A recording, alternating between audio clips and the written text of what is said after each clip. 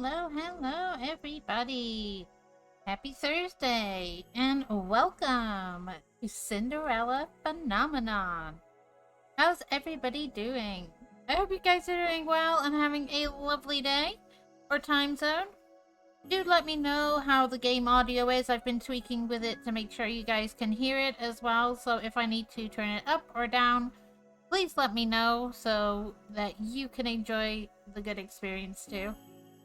But yeah, I found this lovely game on Steam and was really intrigued. I've gotten intrigued into little novels and, you know, cute guys in, like, otome games. So I thought it'd be really, really fun. And as always, we are still raising money for our cancer research fund. So, you know, it's always optional, but if you can spare even just £5 for charity, that is awesome. But yeah, do let me know about the game audio, if it needs to be up or down. Let me know. That should not be off. Make sure that is down.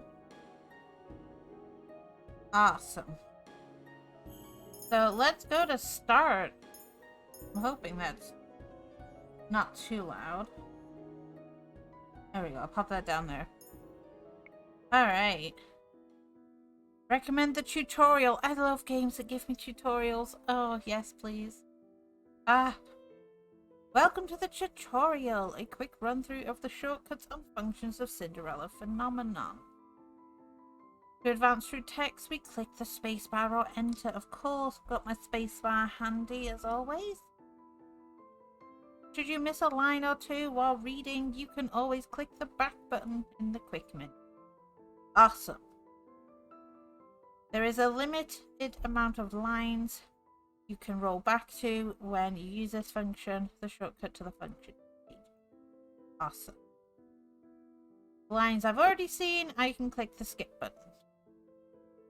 And there is a shortcut to tab and hold. Oh.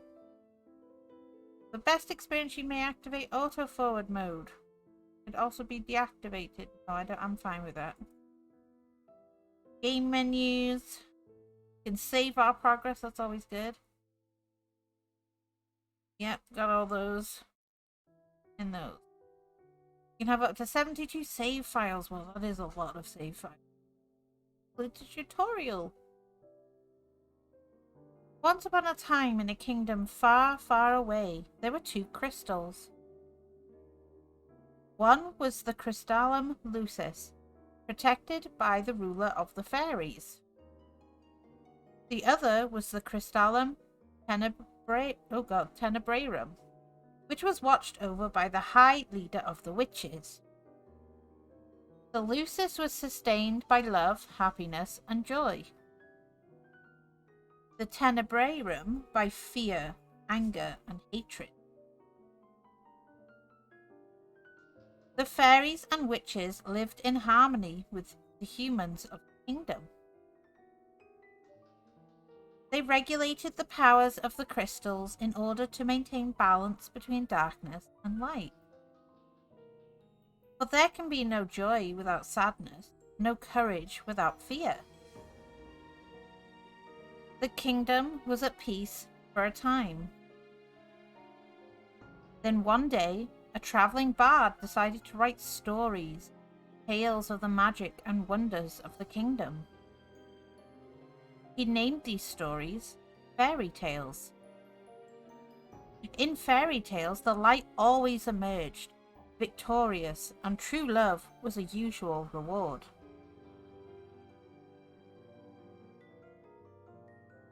The fairy tales spread further than could have been predicted. The humans of the kingdom began to believe that fairy tales were true, and that the magic of the witches was inherently wicked and cruel. The witches became hated and feared. Eventually, they were hunted like animals. The witch hunt. The High Leader of the Witches, in all of her anger, created the fairy tale curse. You think we are wicked, so be it.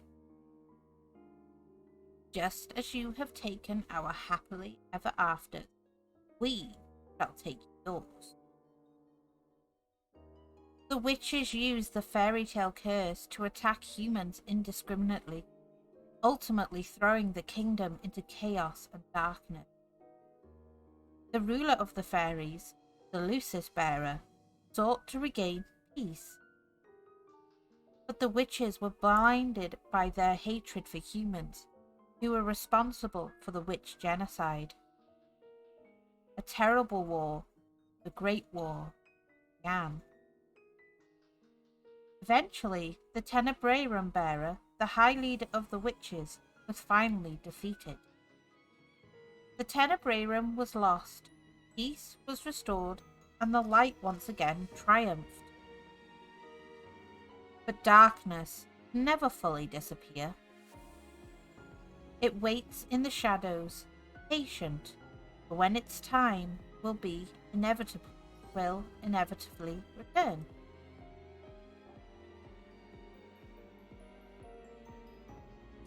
Sign here. We will sign the dotted line.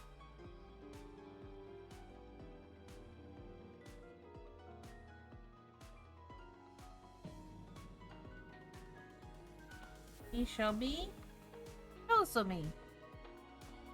All right.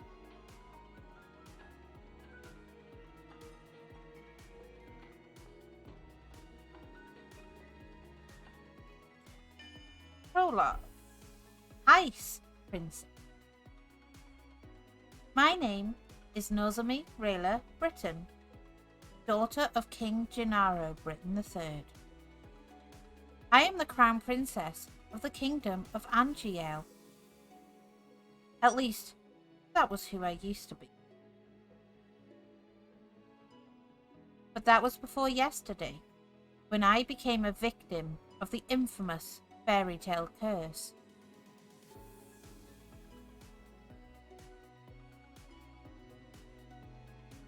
Everyone has forgotten my birthright.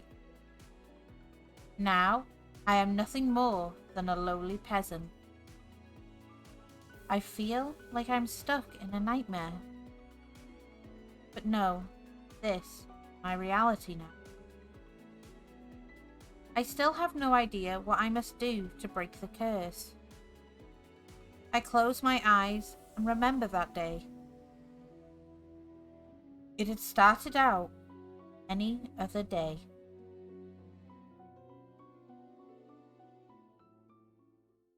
Heard another person was cursed. I'm on my way to the dining hall for breakfast when I stop and listen to the sound of hushed voices. There are two maids standing next to each other with brooms in hand. These two are slacking off again.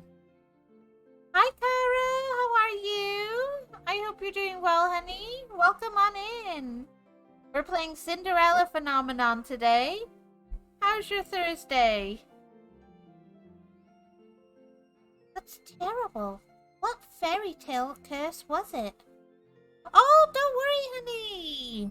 I'm happy to see you are here and glad to know you are with us and always healthy.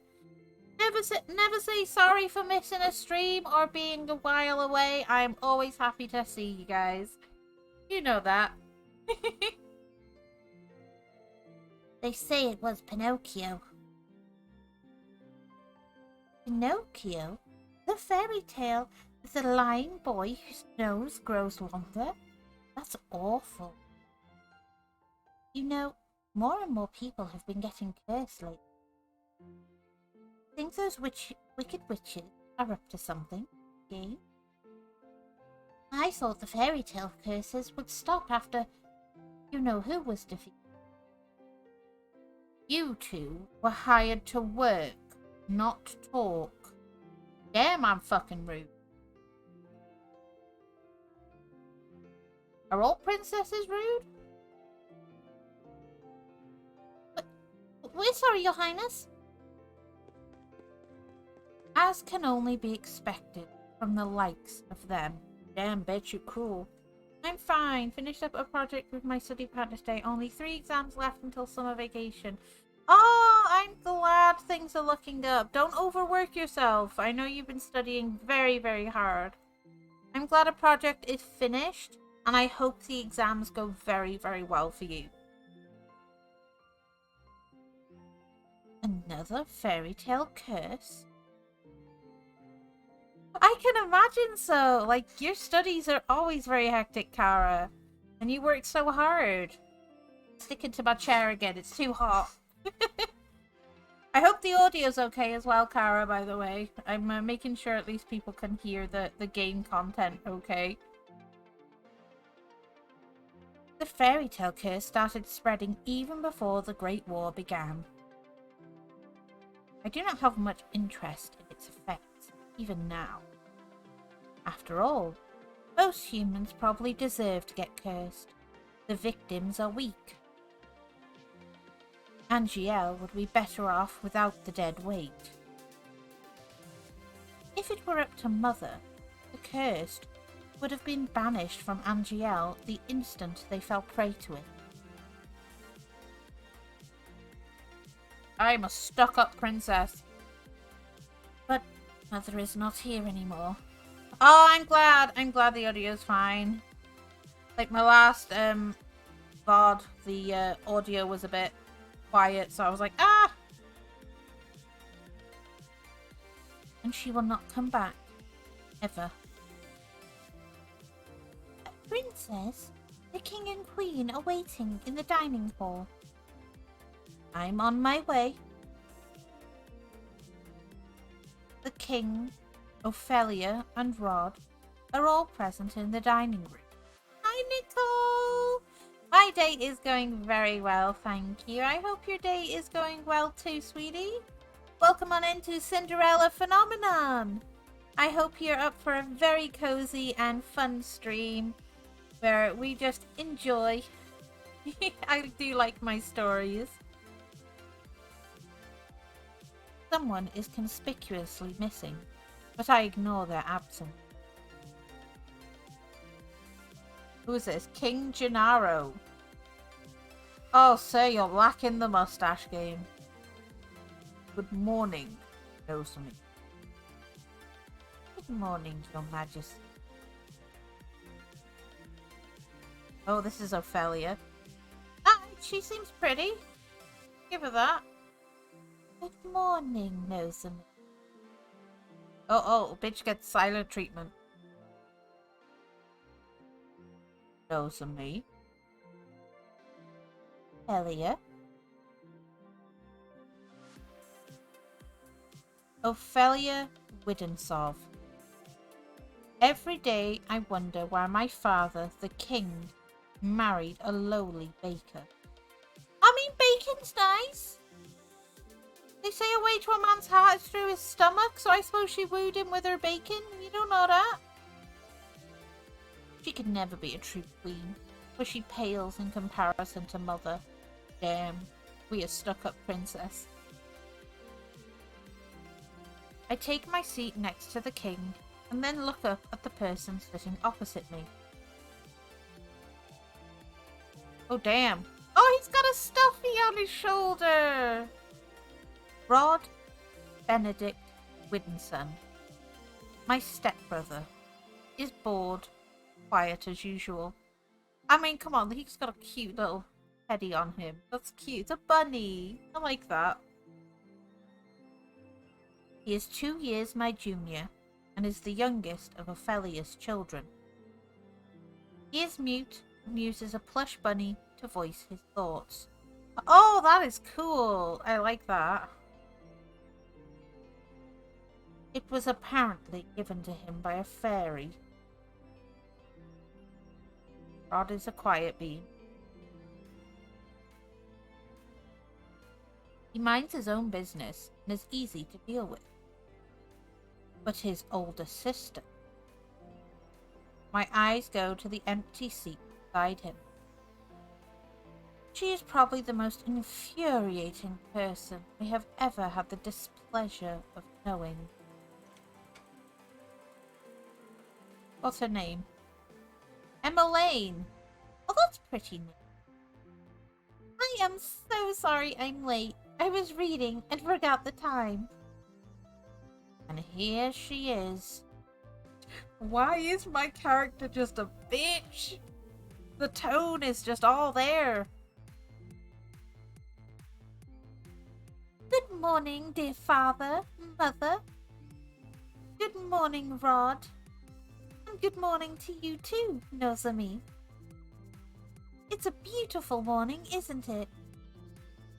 Oh, she's a peppy one. Emma Lane Woodensov, Rod's elder sister and my stepsister. She acts as if we are blood, as if she too were born a princess. As if she could be crowned princess, perhaps steal my place. I will never let that happen. Now that everyone is here, let us begin. Butlers glide inside with silver trays to carefully serve us breakfast. So, Emmeline, you were reading the fairy tale books that the king brought you? Oh, yes. There are so many. They are all so wonderful. Thank you so much. Thank you so much, Father. My God. Threw me for a loop. I like the names, they're all in fancy calligraphy. I'm happy that you like them. I love them. It's so strange that the library didn't have any of them to begin with. That is because Mother hated them. She had all the books burned. But why? They are such charming stories. Fairy tales mislead humans into believing they can have things they do not deserve. Fame, riches, love, happily ever afters. And when their wishes do not come to fruition exactly as they want them to, the humans blame the witches for granting them in the first place. What are you implying about the witches, Nozomi? The atmosphere shifts, the air in the room growing heavy. I continue. Perhaps witches are not responsible for the evil in this world. Perhaps humans are the cause of their own downfall. Have you any idea what you are talking about, child? Witches have caused nothing but pain and suffering to this kingdom. Even now, they still spread the fairy tale curse to our innocent subjects. The truth is, I know very little about the time the witches had free reign over Angiel. I was very young then, and Mother forbade me to leave the palace, sometimes even my room. I know nothing of the people's supposed pain and suffering. Mother kept me away from everyone, and so I cannot bring myself to care. How do you know the cursed are innocent? Our people have been toiling day and night to rebuild Angiel for the Great Wall. Our people are the kingdom's foundation, and I am endlessly grateful for their determination and resolve. Every day I wonder what your mother taught you about. Leave Mother out of this.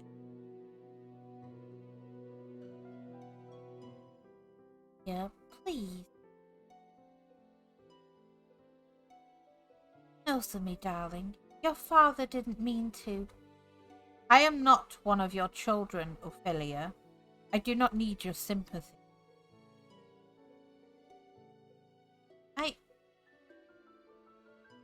Nozomi, you will show your mother respect. She is not my mother. I set down my fork and knife and stand up. I am done. Excuse me. My father and I have never got on, but our relationship has significantly worsened since he married the baker. Why is she so mean? My father, King. It has been 17 years, and I have never felt any love for him. He treats Emmeline and Rod, who only entered our life 1 year ago, like his own children. Better than he has ever treated. This has been my life ever since Mother passed away 4 years ago. Mother was the only one that was there for me, and no one else was. If it wasn't for the accident during the Great War, she would still be here. Man. Just man. Why the sour face so early in the morning, princess? Oh, it's a happy person. I hate giving voices to people who I just don't see them. He has pretty eyes, though. Let me guess. It's the king, the queen, or Princess Emmeline. Or all of them. I ignore his question. Fritz, what are you doing here so early? Oh, he's called Fritz. That's a nice name. I'm running some errands for my father. Fritz Gerald Aidan Leverton, son of the highest knight of the Order of Caldera. Oh, these names are so nice. His father, Sir Alcester, has served the royal family for many years. Sir Alistair is one of the king's most trusted advisors. 3 years ago, Fritz was assigned the honour of becoming my personal knight. Oh, yay! We get a personal knight. He does have pretty eyes, Nicole. Very pretty eyes. His presence is the only company I can tolerate nowadays. You should wait in the throne room then. Thank you. Oh, he looks even nicer. Look at him. I like his hair. Very pretty. Princess? Yes. You know, I haven't seen you smile once since I met you. Like, it really is that something you just say to people? Like, just, yeah, make a note of it. You don't smile. Nobody's required to. Why is that of any importance? The sweat drop. Still, I do hope to see you smile one day, Princess. Her face is just like, fuck no. Well, I won't take up any more of your time. I'll see you at 10. He's a happy bee. 10? Don't tell me you've forgotten. Forgotten what? You're going to town today, remember? I deflate as the realization dawns upon me. It has been 2 days since the king issued the order. Nozomi, I would like you to accompany Emmeline on one of her town outings. Surely you could send maids with her instead. I would not have requested you to accompany her if I was going to send her with her maids. I want you to make an effort to get along with your sister. Step-sister. She is your sister, and you will treat her and Rod as if they were of your blood. Oh God, I can't get my words out. 2 days from now, you are going to accompany Emmeline outside. It has been 4 years since you last left the palace. Ever since then, you've locked yourself away. You barely leave your room. Angiel was in the grip of war back then, but now the kingdom is safe and back to its former glory. I want you to see how beautiful Angiel really is. Nozomi, princess must know her kingdom. Go with Emmeline, and she will show you the town that you only ever see through your windows. Is that an order? If it needs to be. Are we clear? Nozomi. Understood. The last time I left the palace was 4 years ago, when the king took me with him to check on the people after the Great War had ended. I shake my head, removing myself from the memory. I am safe here. Princess, are you all right? It won't be that bad. The townsfolk are good people. How can you be so sure? Times have changed. People change. That is precisely the problem. Mother never changed. Mother loved me until the end. Sometimes change is for the better, Princess. I think you'll see that today. If you'll excuse me, I shall see you later.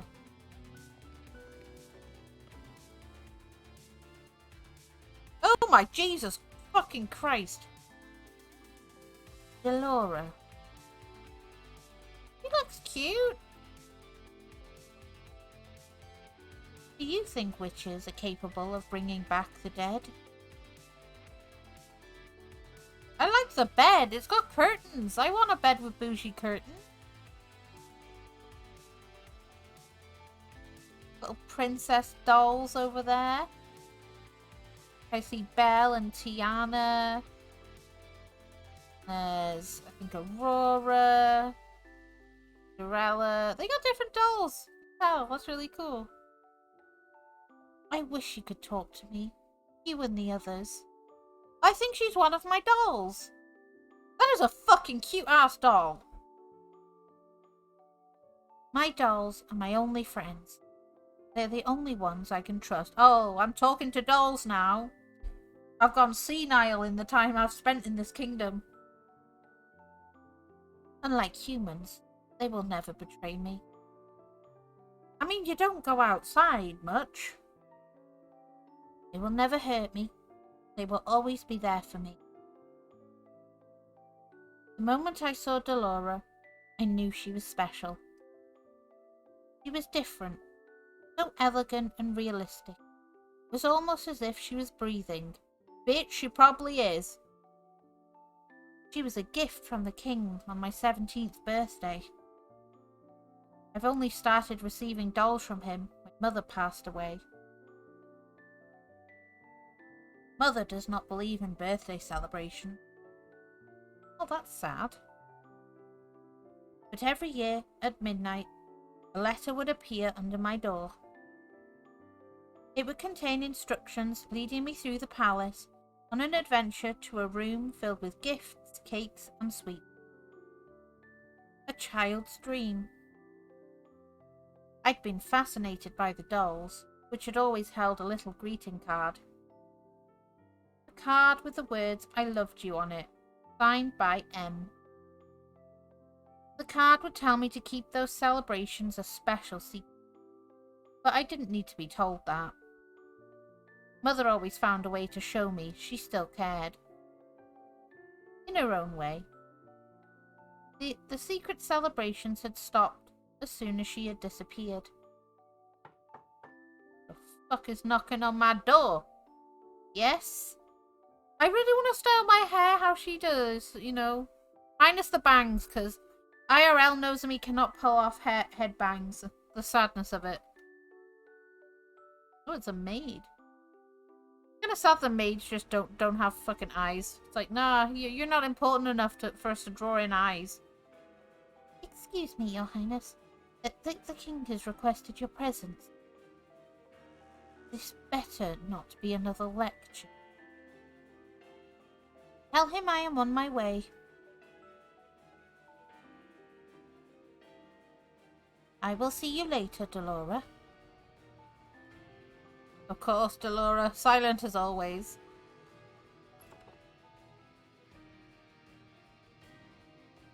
Oh. Oh, who are you, sir? You look very nice in green. Light green, that's my favourite colour. And you've got some nice piercings there too. Looks very nice. Good morning, Your Highness. Sir Mithros. Oh, he has a nice name. Sir Mithros, the royal advisor. Father trusts him a great deal, just like he does Sir Alcaster. Every day you look more and more like your mother. Why is that a flex? That's not a compliment. That's just weird. I find it weird when people compliment you on your looks and say you look like your parent. It's like, well, yes, that's DNA. Just very weird. It's like you're your own person. I sometimes find Sir Mithros talking to Mother's portrait when he thinks no one is looking. Oh my god. Did he have a thing for our mum? Oh my god. He must have admired her a lot, but I cannot bring myself to think highly of him. Jesus Christ, I don't think she thinks highly of anybody. There is something about him that puts me on edge. Are you on your way to see the king? I shall not keep you then. Until our next meeting, dear princess. Sus. It's always the pretty ones.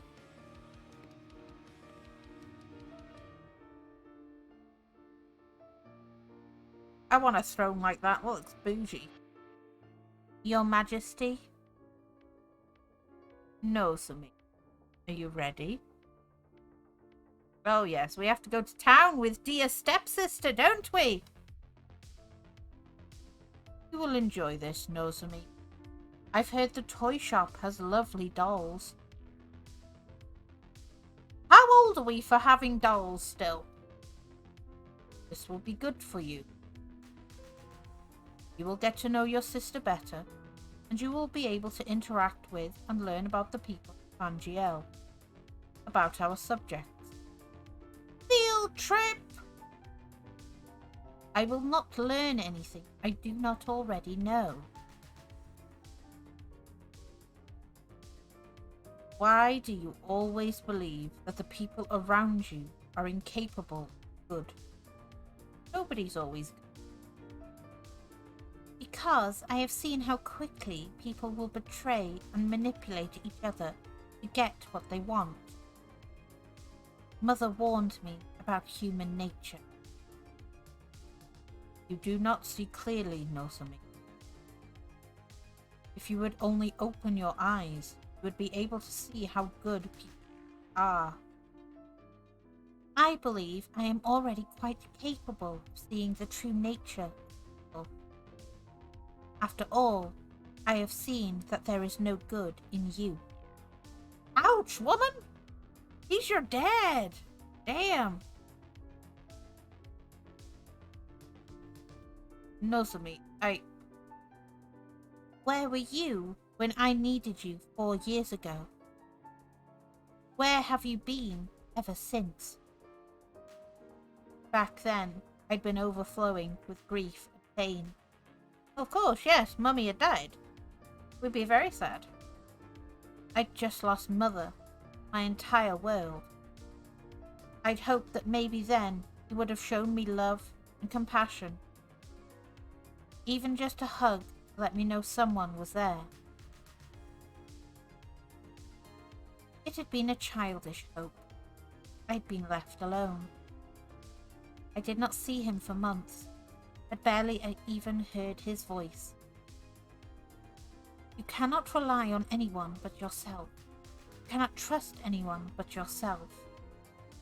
This is what you have taught me, Your Majesty. I know that I've hurt you. I know that there is nothing I can do to atone for what I did. But please, Ophelia and her children are not a part of that.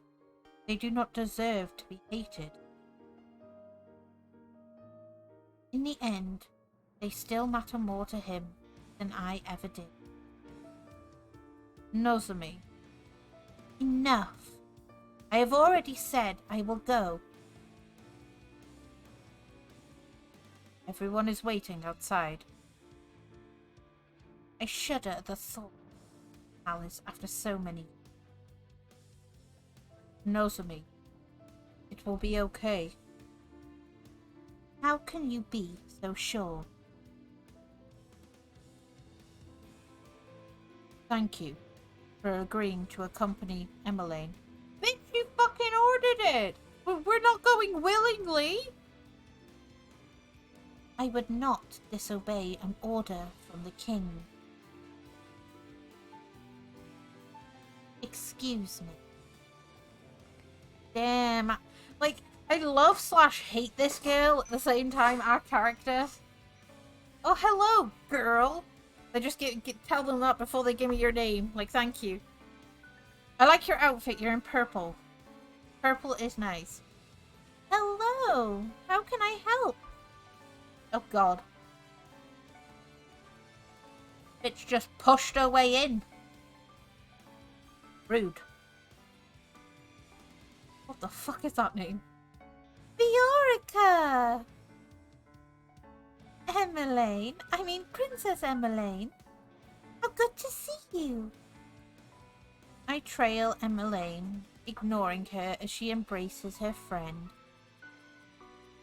I glance around the small shop. The dolls displayed are nowhere near the quality of the ones in my room. I've got a cloak on! I look like a penguin! Oh. Cannot understand why Emmeline insisted she buys gifts for her friends here. I cannot believe I am outside the palace. There's no need to be so tense, Princess. I would never let anything happen to you. I've spotted teacups on the shelf back there, though. I'll allow it. Your only job is to relax and enjoy yourself. You ask the impossible of me.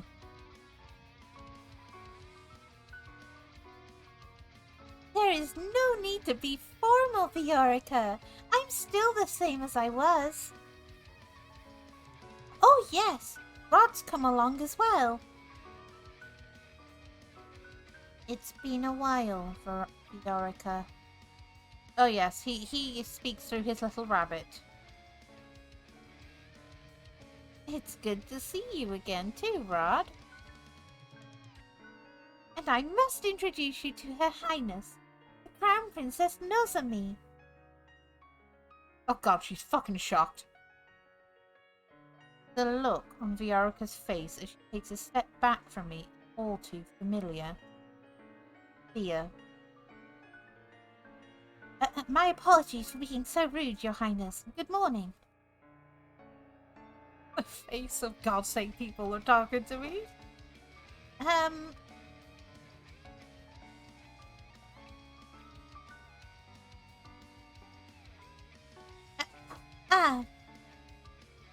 And this is Sir Fitzgerald, Sir Alcaster's son. It is a pleasure to meet you, my lady. Oh, you're Sir Fitzgerald. You really are as handsome as Emmeline described in her letters. I'm sorry? Oh god, the shock of people.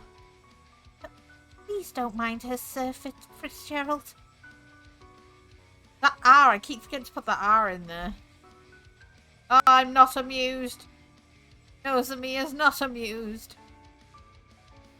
I'm sorry, Emmeline. Right.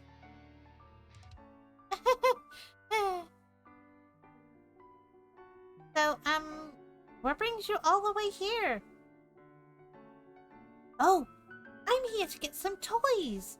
Gifts for some new friends. Toys from here? Are you sure? Of course I am! I cross my arms. I would prefer we finish this errand as quickly as possible. Yes, of course. I'm sorry, Your Highness.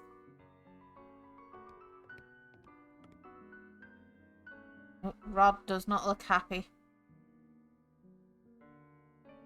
Princess, I can barely breathe in here. I just want to go back to the palace.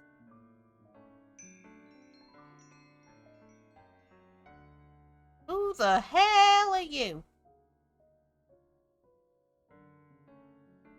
Beautiful lady. Oh, I see. Yours look very nice. I like her eyes. They're very pretty. Good morning. Oh, Jesus.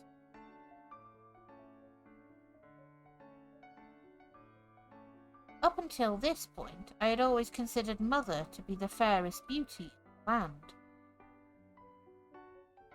The lady that walks in proves me wrong. Her beauty is mesmerizing and clearly without peer.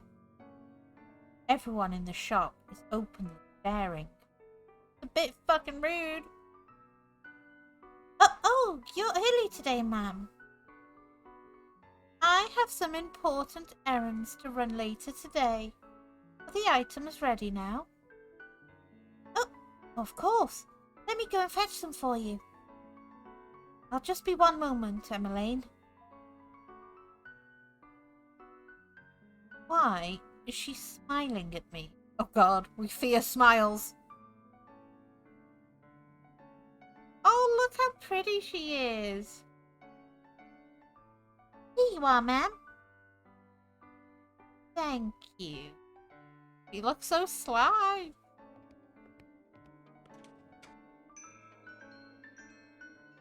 Ah, that lady was beautiful. Right? Any girl standing next to her becomes hopelessly ugly by comparison. Who is she? She's new around town. Some say that she's a fairy. A fairy? Fairies had saved Angiel from the witches 4 years ago. Everyone considered them our saviors. And yet the fairies are still unable to stop the fairy tale curse from spreading. Here you go! Thank you so much! No, thank you, Viorica. I hope to drop by again soon. Good luck? Well, good. I'll look forward to seeing you again. They all be gotten like bangs. I hope to see you again soon as well, Rod. Likewise.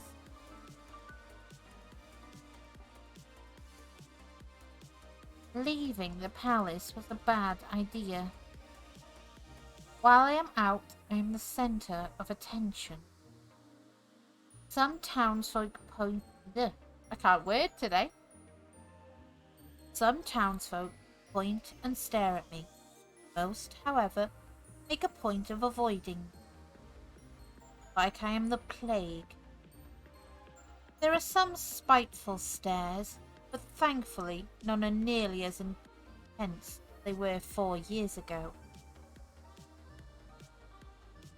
I'm sure the townsfolk are only surprised to see you again after so many years. Right. Fritz and Rod lag behind us, which leaves only Emmeline walking beside me. I cannot decide which is worse, the staring or her company. Oh, Nozomi, look! A street performance! It's been so long since I last watched one. Street performance? Oh, hello. He has a cheeky smile. Good day, everyone. My name is Waltz, and I'm here to spread some happiness and magic. How pretty. The boy named Waltz snapped his fingers, and colourful flower petals start to rain down from the sky. Isn't that pretty, Nozomi? I'm just not happy. Oh. And are those the princesses over there? It is an honor to have you in attendance. Please accept this humble gift. He snaps his fingers and white lilies appear in his hand. Ooh. Oh, thank you. And I'm not amused. It's so hard playing a miserable character.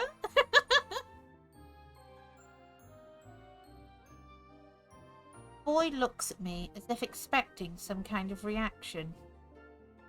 When he gets nothing from me, he sighs, gives me a wry smile. I hope to see you again during my next show. We'll definitely try. He gracefully bows before moving back to his area to perform more magical tricks for a gathering crowd. There are performers like this all around Angiel. I love them. Maybe someday we'll get to see some musicians too. Those are my favorite. I do not intend to leave the palace again.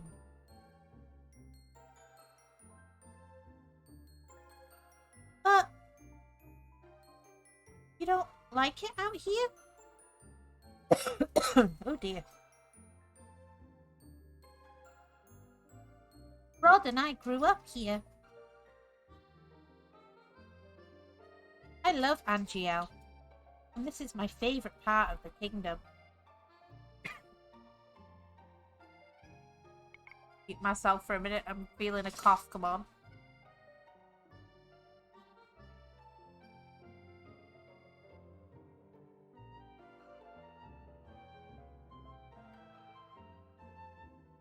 Oh, sorry about that.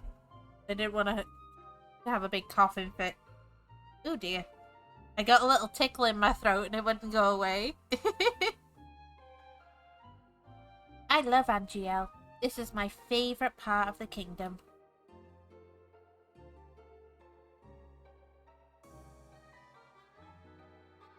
I wanted to share it with you, Nozomi. I know you didn't really want to come, but you still tagged along. That means a lot to me, so thank you. I did not do this for you. I am only here because the king ordered me to go with you. I just want to be closer, Nozomi. I'd like to try to and be your friend. I do not want or need your friendship.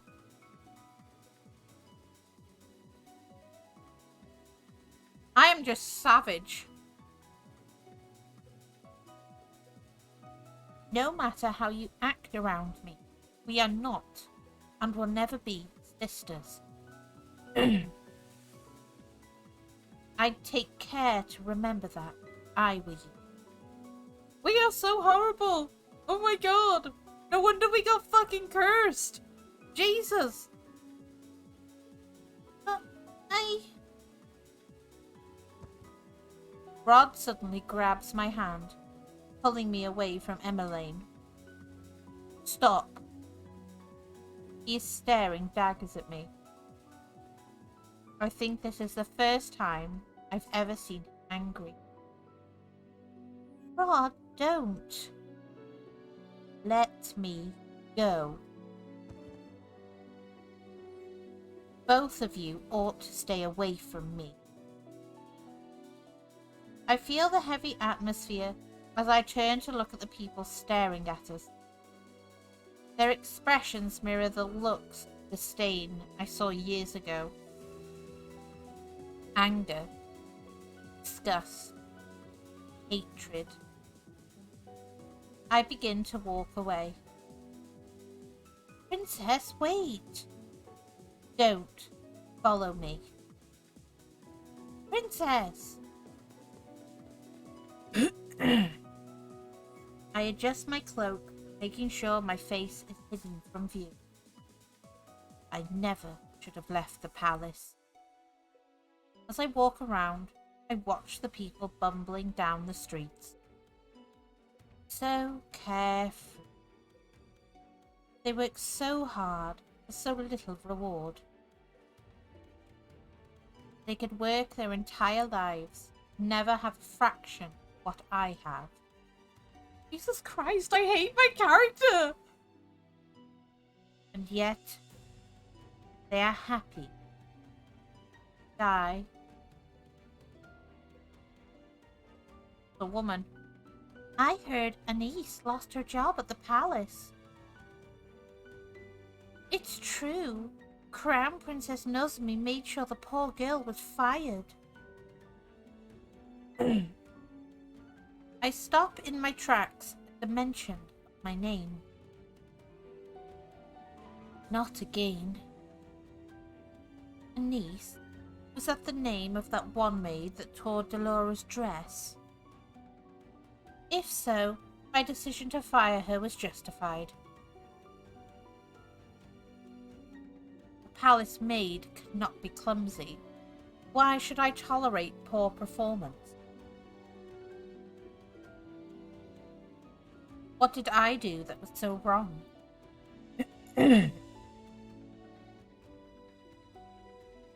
I know that, Anise.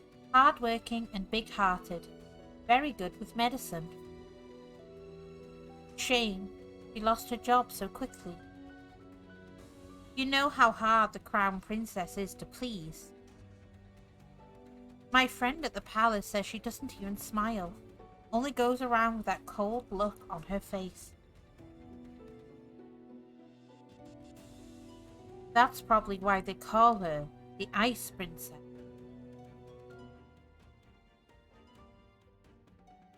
Ice Princess? So all those times I heard the servants saying that, I'd always suspected they were talking about me. She's the complete opposite of our Princess Emmeline. That child's an ink. We all know she should be Crown Princess. Annoyance begins to simmer inside me. I cannot stand hearing any more, so I walk away. Ever since Emmeline entered my life, I am always being compared to her. And now I have become second best. I am Nozomi Riella Britain, daughter of King Gennaro Britain III, and the Crown Princess of the Kingdom of Anchiel. I am of royal blood. She is nothing. There you are! Princess, you must come back with me. It is getting too late for you to remain outside. Princess? Are you alright? Are you hurt? I brush him off and turn away.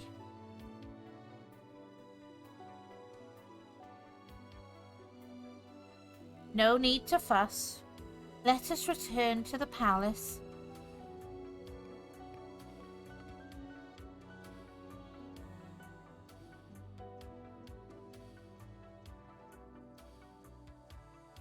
Leaving the palace was physically, mentally draining. My bed is welcoming to my unusually heavy body. I turn my head and meet Delora's glassy gaze from where she sits on my shelf. I left the palace today, Delora. It was the same as all those years ago. Everyone looked at me like I was... What have I ever done to deserve those looks? How can I be so hated? Ice Prince. I wish Mother was here. I look at the smiling faces of my dolls. At least I still have all of you.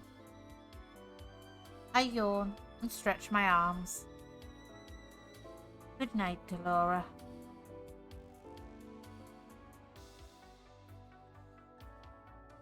Twinkle, twinkle, little star, how I watch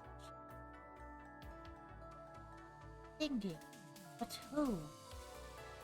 Up above the like a diamond in the sky. Twinkle, little star. I blink my eyes open, only to see Delora sitting right in front of me. My bed. Jesus Christ! Moonlight spills across her delicate features. How I wonder what wasn't she on my shelf with all of the other dolls when I went to bed? Delora is possessed!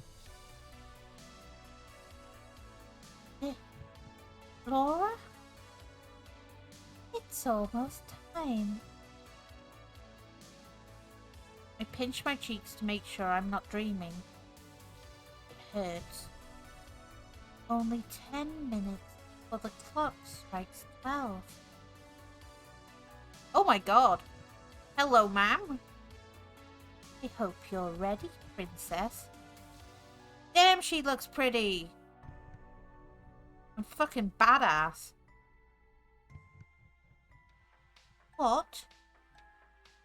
My doll just turned into a human. How? Hi, Saru! Thank you, honey. How are you doing this Thursday? I hope you are doing well, and I hope you're surviving in the UK heat wave right now. It's quite warm. We're playing Cinderella Phenomenon, and so far my character, she's a bitch, and she's super mean to everyone. Oh, I know. They've give rain though for like some point next week, which kind of sucks because I ordered some little sunglasses things to clip on my glasses. It's been too bright for my eyes, and they don't come till next week. I just wish the humidity would like go away because I've got the fan on right next to me as I stream because I'm like all like the windows and doors are open. It's just too fucking hot. Ugh. Oh, it's mental.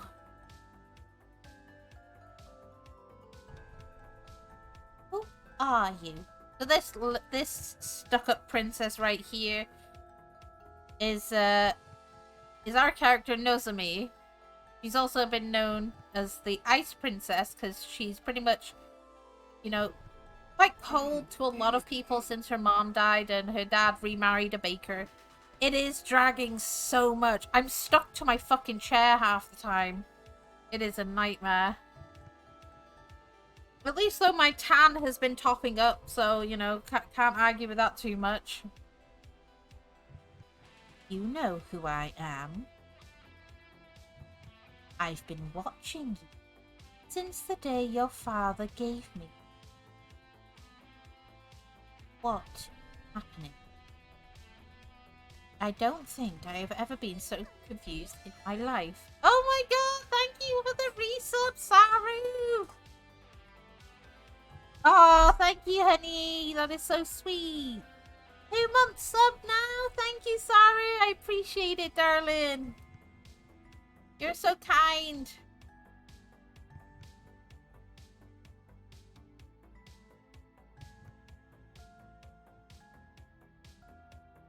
Hello, Mr. Dude. My doggo has come to say hello. Hello, dude. What do you want? Want a head pat? You're not getting attention? Always do this one. I stream. My doggo wanted attention. Pet. Go on now. Okay. All the answers will come with time.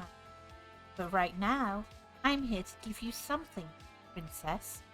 You look so evil! Oh, Jesus!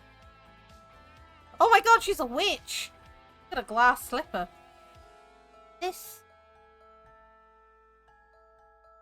Cinderella's very own glass slipper. It is beautiful. Too beautiful. Then a realization begins to dawn upon me. You're a witch! Hell yeah! She looks badass and, you know, she used magic. She's a fucking witch. Of course she is. Smart girl. I knew you'd figure that out eventually. Now, it's time to say goodbye to your precious crown. What? Oh. Midnight. Seems Cinderella. Bitch, I'm not Cinderella. But apparently we are. Cinderella Phenomenon. Hey! Wake up, girl. Huh? Where am... Ow, my head. You have some nerve sleeping in front of my shop. Leave before a customer sees you. I was in my room. How am I here? Do you not hear what I said, you filthy child? Filthy? You would not speak to your crown princess in such a manner. If you're the crown princess, then I'm the queen. You must have been knocked on the head quite hard to have such grand delusion. I am not delusional. I am Nozomi Riel Breton, the daughter of King Gennaro Breton III, the crown princess of Angiel. Right. The king never had a daughter with that witch. She referring to mother? Witch? Don't pretend to be stupid, girl. I can only stare at her puzzled. Our good king only has stepchildren, Princess Emmeline and Prince Rod. And you are most definitely neither of them. What? Now get gone before you go spouting your crazy gibberish at my customers. Scare them away. With a huff, she leaves me to my own rapidly turning thoughts. I quickly realise that I'm wearing tattered clothes and I do not even have shoes on. The bitch stole my shoes!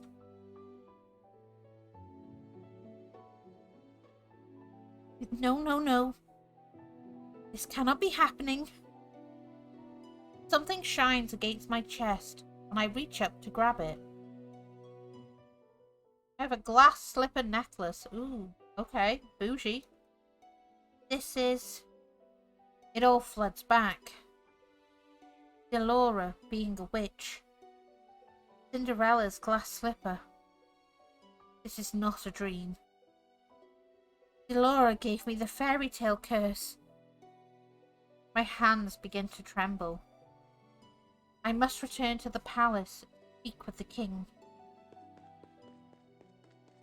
Let me in!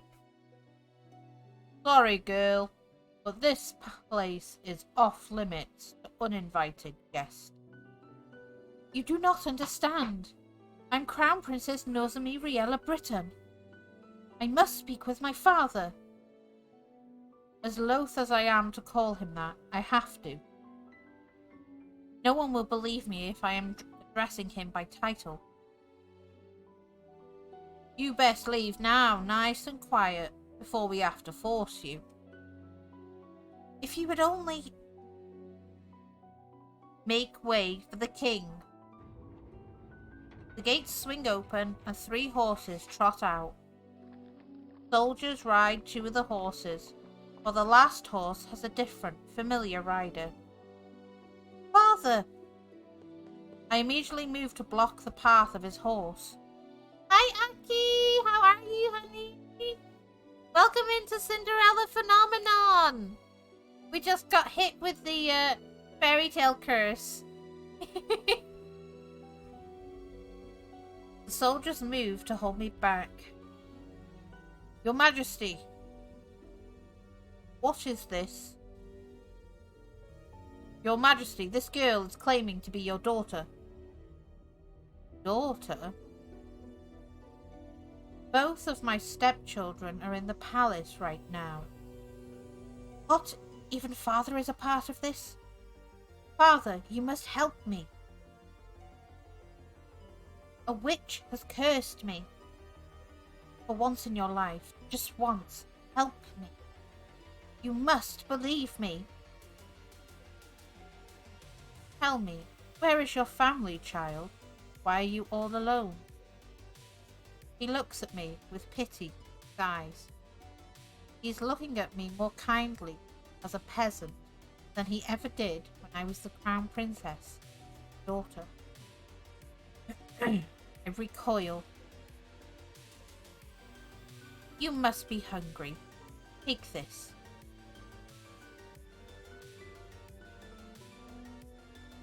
This should feed you and your family for a day or 2. Wow.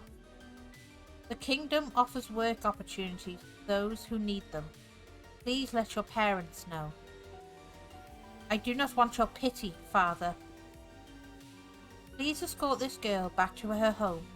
Make sure she gets there safely. At once, Your Majesty.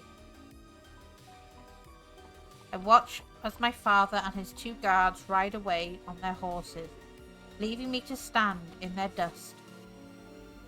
He left me alone. Again.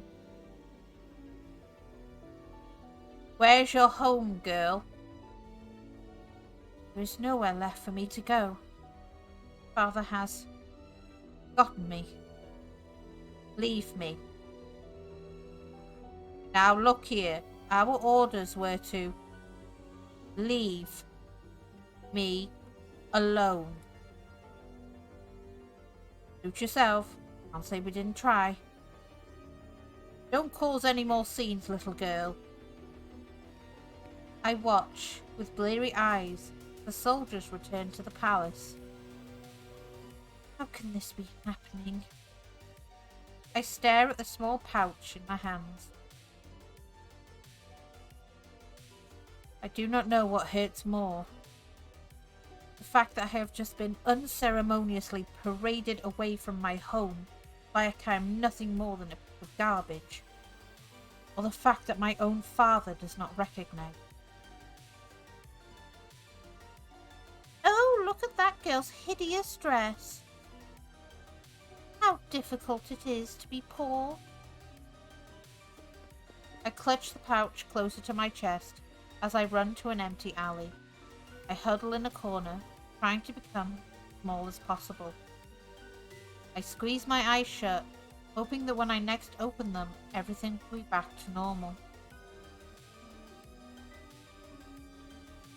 A dream? No matter what happens, you must not leave the palace. Why? The world is cruel. People will only ever hurt you. But they are always so nice to me. That is only because you are the crown princess. They will only ever think of what they can take from you. I am trying to protect you, my love. That is why you must never leave the palace. Never leave Mother. I'm the only one who will ever love you so much. You understand? I understand. Chapter 1. The marking.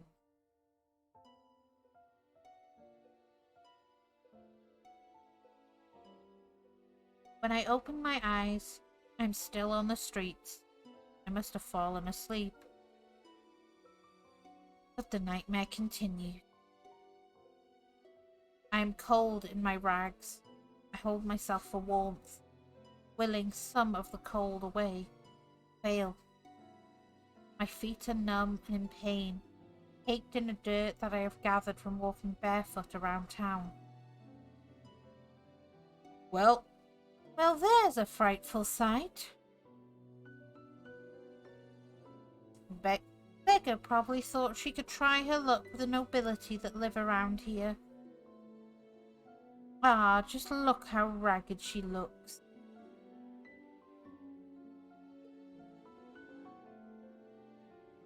What are you looking at? At two women that lack the basic manners of a noble upbringing. Silence, girl. Do you know who you're talking to? No, and I don't care. What nerve! Let's just go.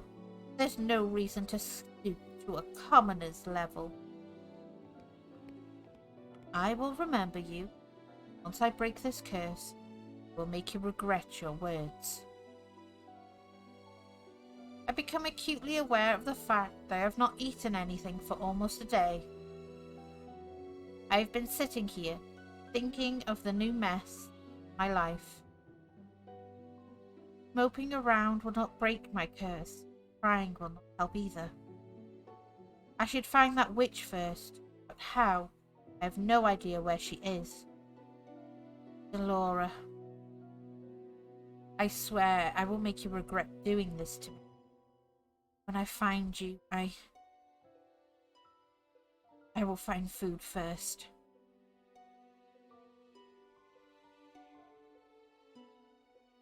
Is this all the king thinks I am worth? Leave, girl. A dirty peasant like you has no place in this restaurant. But why? I can pay. Find another place. You're scaring away my customers. Am I not a customer? Shoo! There's nothing for you here. He just swatted me away like a fly. The nerve. Sensing that this will get me nowhere, I ball my hands into fists and walk away. I get the same treatment at the next 3 restaurants I try. I'm treated as something less than dirt, like my money has no real value. I'm the crown princess. They have no right to turn me away like this. I have been eating stale bread, anything to keep the hunger at bay. Bread barely helps. Out of the corner of my eye, I notice a small bakery. There are croissants on display that make my mouth water. Slowly, I begin to make my way over there. Help. My feet ache with every step. They look and feel even worse than before. If only I had enough coins for a pair of shoes. But food is more important.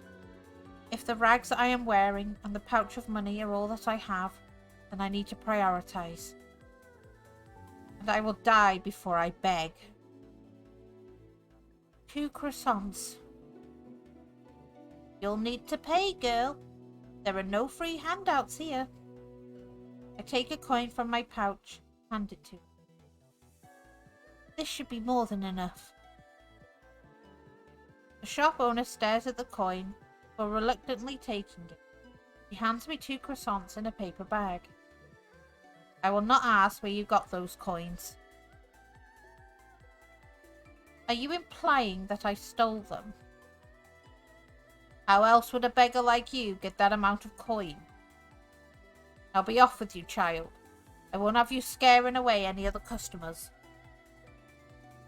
Without another word, I turn and start to walk away from the woman. So this is the goodness of the people of Angiel. I take a bite of one of the croissants, cringing a little at the dryness. Hey, girl. What now? We saw you at that shop. Want to share how you got your coins there? Excuse me? Look at her, brushing us off like she's royalty or something. Let me go. You ain't no better than us. Now be a good girl and hand over that pouch. The man on my left grabs at my pouch and attempts to yank it away from me. I will not let these brutes take anything from me. I elbow the man in the stomach, then aim a kick at the other man's shin. I have an opening, and I take it. What? Pull myself free and began to run as fast as I can. Hey! Where do I go? I'm not familiar with the streets at all. Highly likely I'm just going to hit a dead end. Where should I go?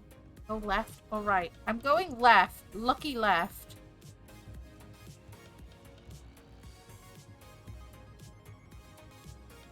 I cannot let the pain in my feet or my exhaustion stop me. If I stop now, it will definitely catch me. Taking my coins might not be the worst thing they do. Dead end. Shit! Nowhere left to run now, girl. So I do. Oh, who are you, gentlemen? This is definitely not how you treat a lady. Huh? Who's there? Shadow looms above us. Before I can blink, a person has jumped down in front of them. Anita! Body acts like a barrier between the two men and me. I think I chose well then, lucky left.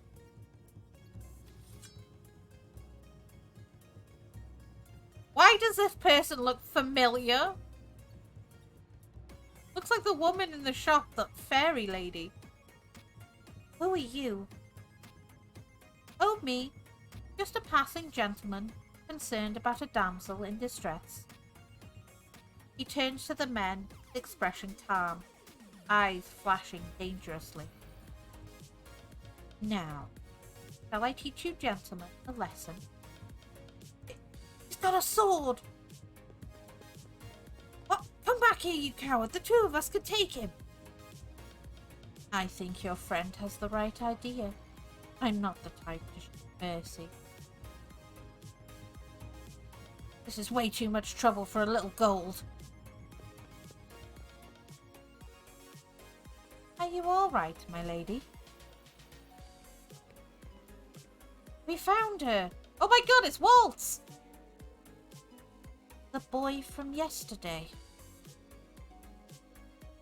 A little slow, aren't you, kid? Don't call me that. These two know each other? I don't even know what's going on anymore. I feel ill. My head is pounding and my feet feel simultaneously like they are frozen on fire. My stomach rumbles. The hunger comes back with vengeance. My body feels light. Princess! Princess!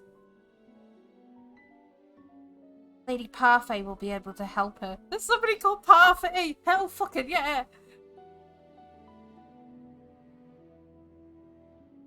Right. We need to move now before anyone else sees us. Yeah. I have made the right choice! The crystal on the upper right corner indicates that you have made the right choice for a particular love interest. Each colour corresponds to a certain love interest. They also appear belatedly after you make the choice, so keep your eyes and ears open. Awesome! So we are going to take a 10-15 minute break so I can go to the bathroom and stretch my legs and get myself a nice cold drink. Um, I will be running 3 minutes of ads on the intermission screen. It'll help support the stream. But also, I do advise you go and take a break as well, guys. You know, get yourself a snack, get yourself a drink, and do the bathroom. So, always fun to have a break, especially in this heat. It's always good to stay hydrated and stuff. I will see you guys in about 10-15 minutes, and I'll be running 3 minutes of ads. I hope you can support the stream. Thank you guys. See you soon.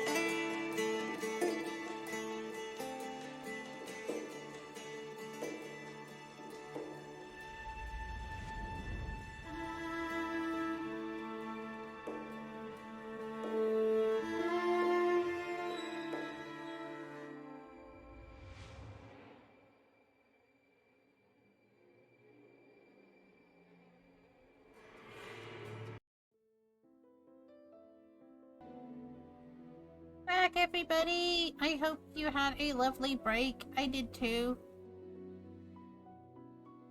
I refilled up my cup, so I'm all happy, and I went into the bathroom. But we've made a right choice, apparently. So that this leads to the red choice, this crystal. So that's interesting. And we have this lovely man who has rescued us.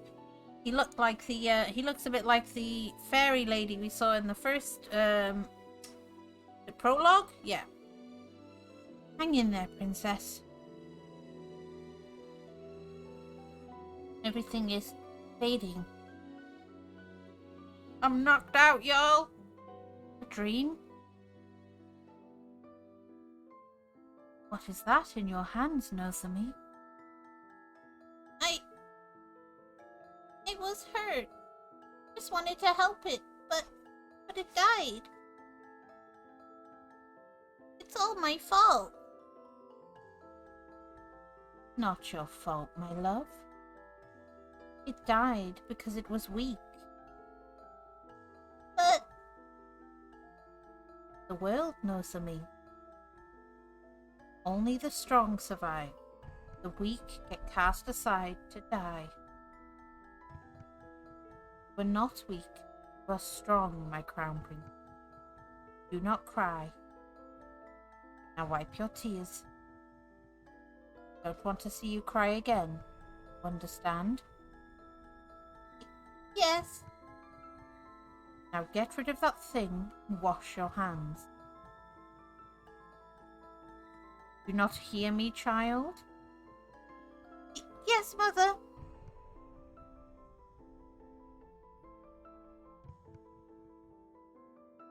Awake. Oh, who is you? Oh, you're awake. Where am I? Well, this isn't my room. My hand flies to my chest, where the little glass slipper hangs from my neck. Still here. Are you okay, miss? This girl, the maid that tore Dolores' dress, the one I fired for her clumsiness. Miss? To think that I would meet her again here like this.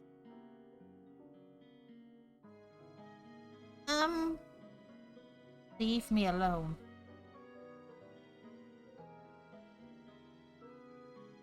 Right, of course. Here's some salve I made for you. It'll help with the pain. Now what? Haven't thawed at all, have you, Ice Princess? Oh my god, she back! She back! Oh my god. Back into my chair again. It's too hot. You. Suddenly, there she is. Dolores stands before me with a snide smile, looking happy with herself. She is the cause of everything I've been through. All the pain, heartache, hunger. Her fault. Try to stand, thinking to give the witch a piece of my mind. But as soon as my feet touch the floor, pain shoots up my legs. I end up falling back to the bed. Ow. You should be more grateful to the girl you just scared away. She's been taking care of you for the past 2 days. 2 days? You've been passed out for 2 days? I'm suddenly vibrating with anger. Remove the curse. Now. Ah! Do you think you can just command me to remove the curse in your best princess voice? What do you want? Gold? What I want is worth more than all the gold you summon in Angiel, princess. Besides, haven't you read your fairy tales? The caster cannot take a curse back. You need to focus on breaking the curse yourself if you want your life back. Mother burnt the books before I could read more than one or two of them. I do not think either involved curses, just genies trading away your voice for legs. Oh, it's another one. The fuck is this bitch? Ah, it's good to see that you're awake, princess. Parfait, should you really be up and about? Don't fuss, I'm feeling much better. Are you a witch as well? Oh no, my name is Parfait and I am a fairy. Fairy and a witch. Are they BFFs or some shit? A witch and a fairy in one room, being friendly with one another. Possible. Oh, look at her face. You weren't expecting that at all, were you, Princess? What going on? I'm sure you have many questions, Princess. How do you know I'm the princess? Don't be silly. She's a fairy. Of course she knows. I promise we'll do our best to answer your questions. I don't even know where to start. What would you like to know? Okay. Why was I cursed? Yeah, why was I cursed? That's a good one. Seriously, you're really going to ask that? I wouldn't have asked if I knew the answer. You have such a temper on you. Very well. This one's got a simple answer. It's because you're a cold-hearted, cruel, wicked princess who deserves to be punished. Elora. A curse is the only way to force you to change your horrid ways. Elora, you could have put that more nicely. I'm pretty sure I was already being nice. Change? Why do I need to change? Are you completely aware of how heartless you are to other people? The coldness you show to your stepfamily, your father. The way you treat Princess Emmeline. Why would they need to be treated any different? You need to prove that you have some goodness in you, Princess. Some smidge kindness. Why? People only show you kindness when they want something from you.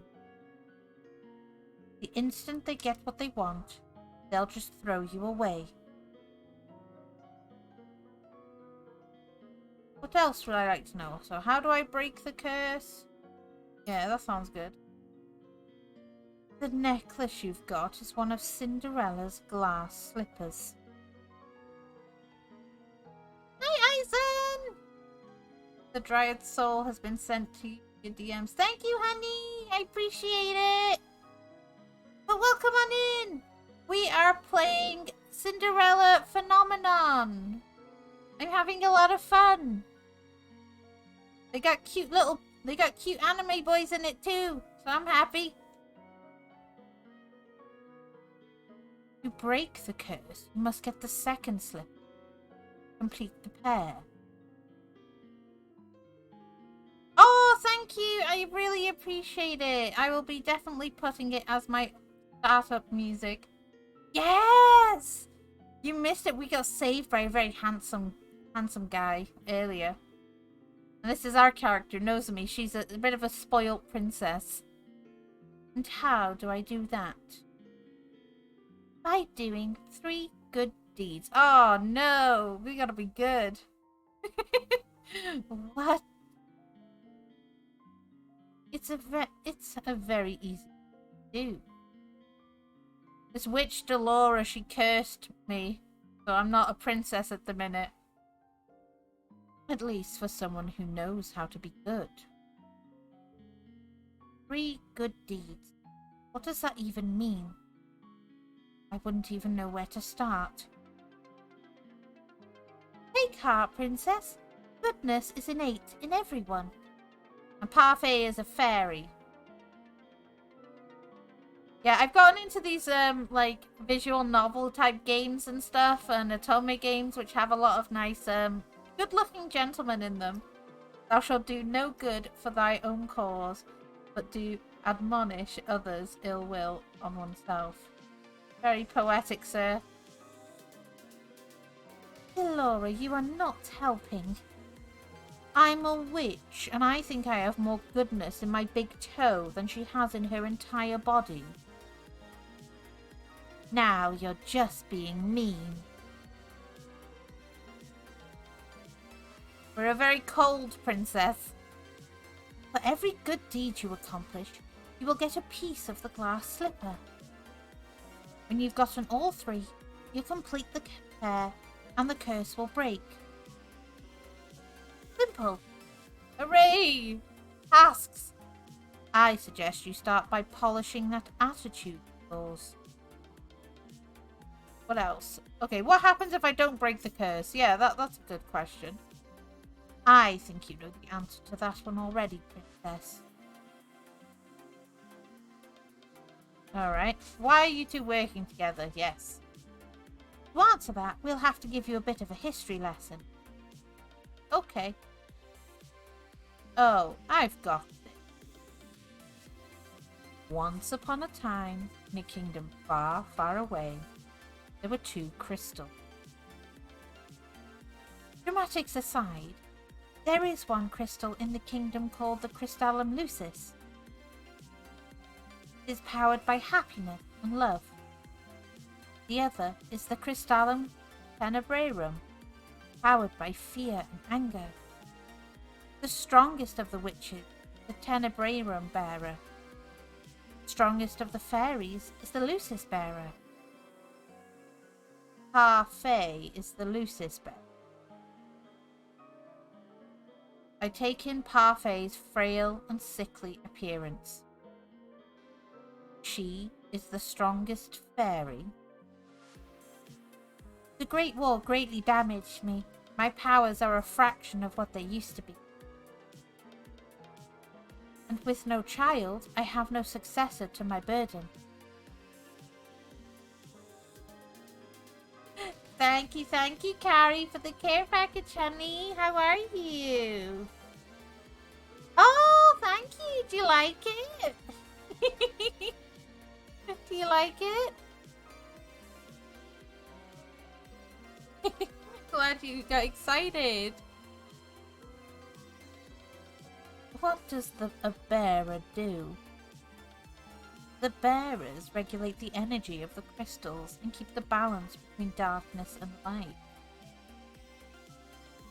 For centuries, the fairies and witches lived in harmony with the humans of the kingdom. I am doing very well. It is very hot and humid over here right now, so I'm a bit just sticky with heat, but I've got like fluids and stuff like that, and I've got my fan on, so I'm keeping cool. We're playing Cinderella Phenomenon today while raising money for charity as always. So I'm learning a bit about this little interactive choice story. I've gotten into them ever since playing Beacon Pines. I've been obsessed with little story type games with cute characters and stuff like that. And, it fits my vibe. It's very cozy,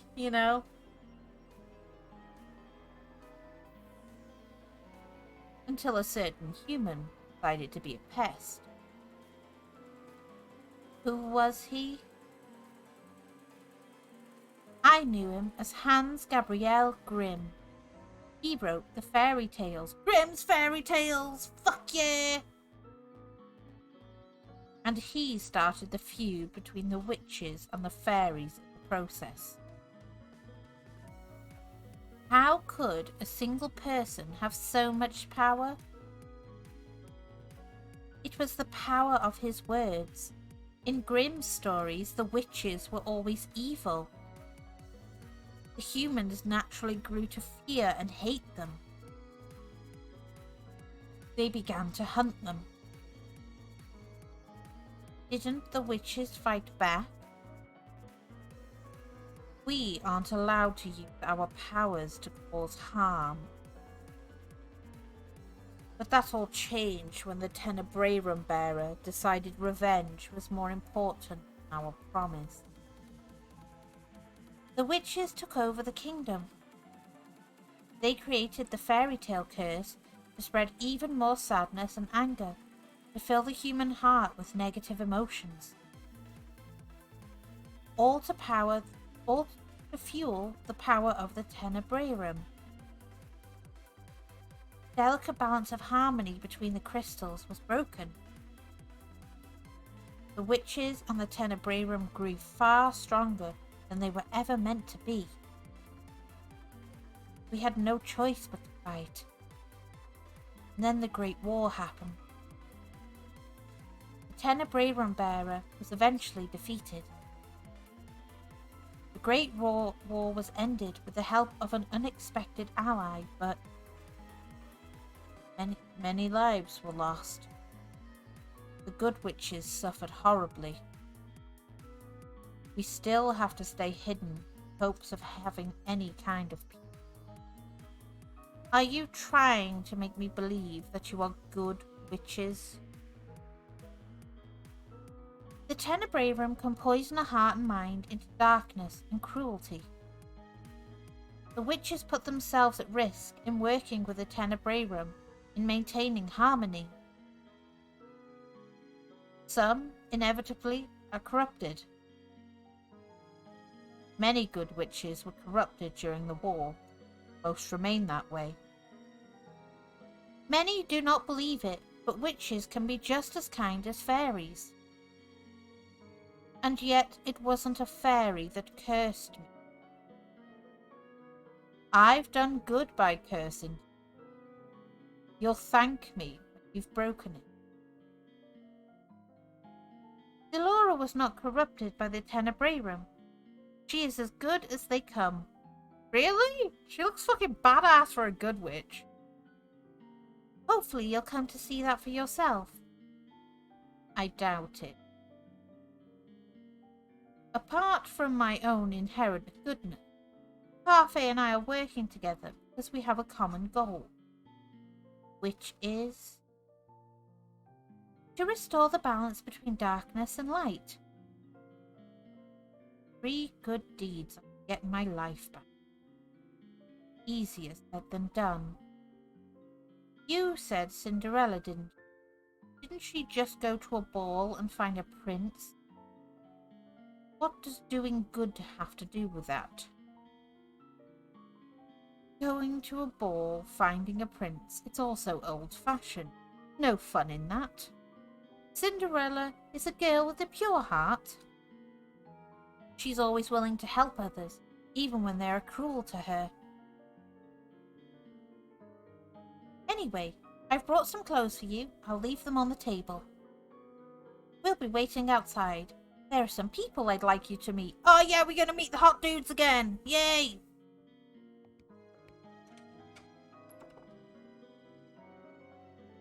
I cannot believe this. I looked down at my neatly bandaged feet. I have to admit that while sore, they're nowhere near as painful as they had been 2 days before.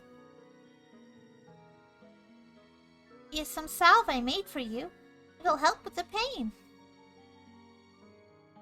Why would she even care? I was the reason she lost her job at the palace. Oh, she probably doesn't remember me as the princess. But still, she has no reason to do such things for me. I ignore the salve for the time being and gingerly stand up. testing my feet for pain. The injury is definitely healing. I slowly walk over to the table and change into the clothes that have been left there. The dress is nowhere near as luxurious as the ones that I wear in the palace, but still it is far improved from the rags. All my life, I've never had to lift a finger. Now, I will not let them see how much they have rattled.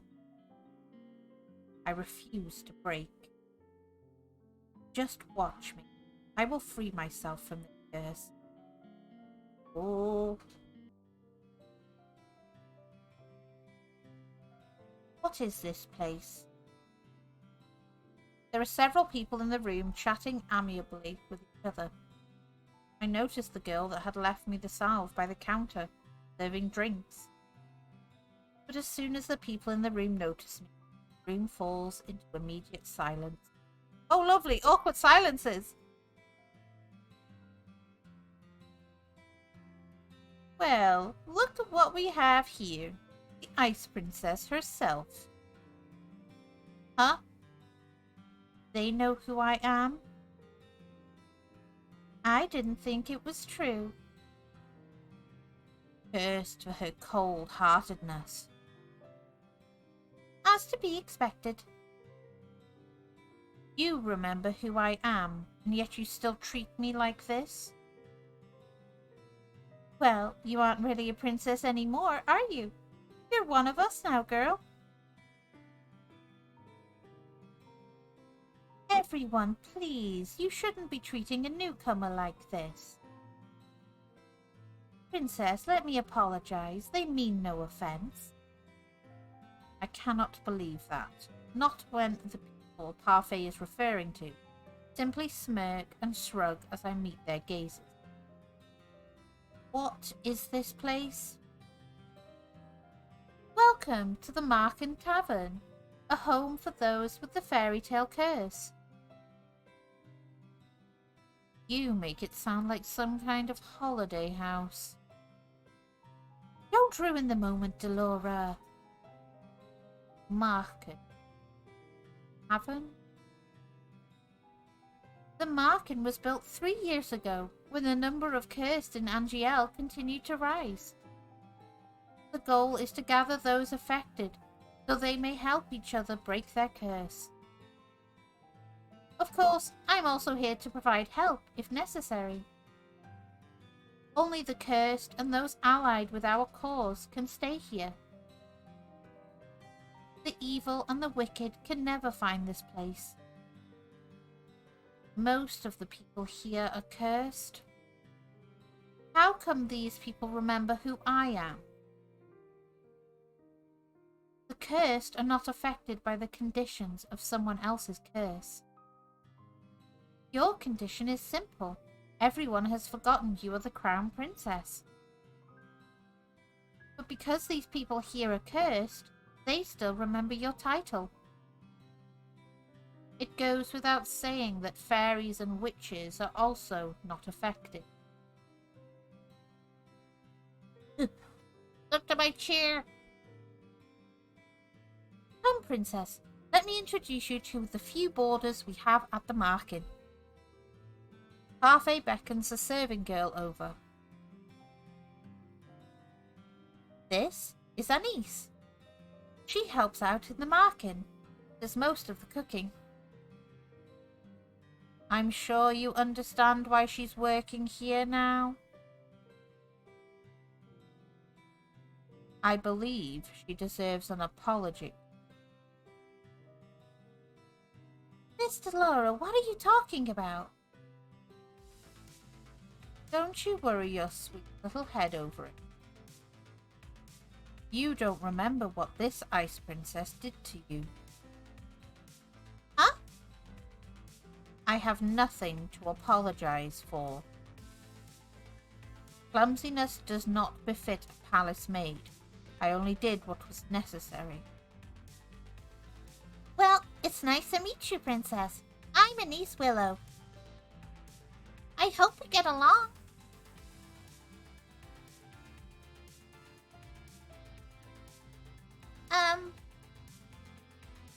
Really, is this how you're going to start doing good? I don't believe I asked for your opinion. Please, you two, no fighting.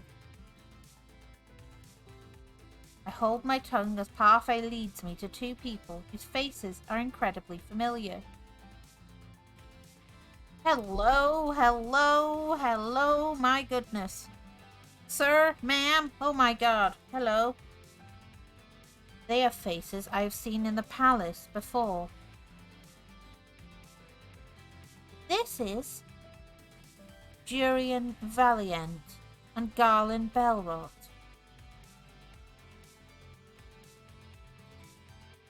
How did you know?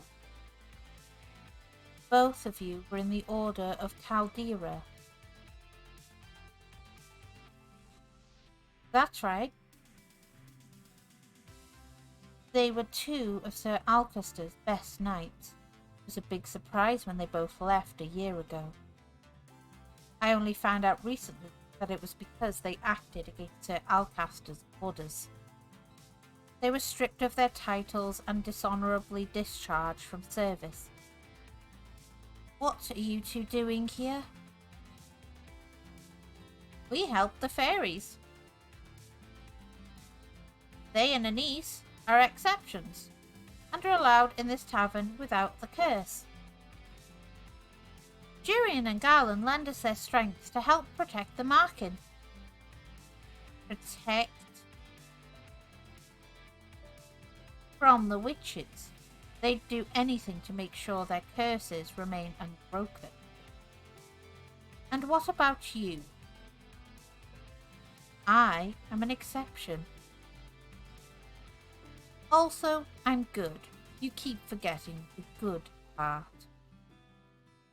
Remember, not all witches are evil. Your curse is a test. A test. Originally, the wicked were cursed so that they could learn to change. Their curses were meant to teach them a lesson. I'm hoping your curse will teach you a lesson too, Ice Princess. I really am only trying to help you. I don't need you to show me how to change. I just want my life back. Well, to do that, you'll have to break your curse. Try and make some friends, Princess. They might be able to help you break your curse. Oh, I'd love to hang around and watch the princess try to be friendly.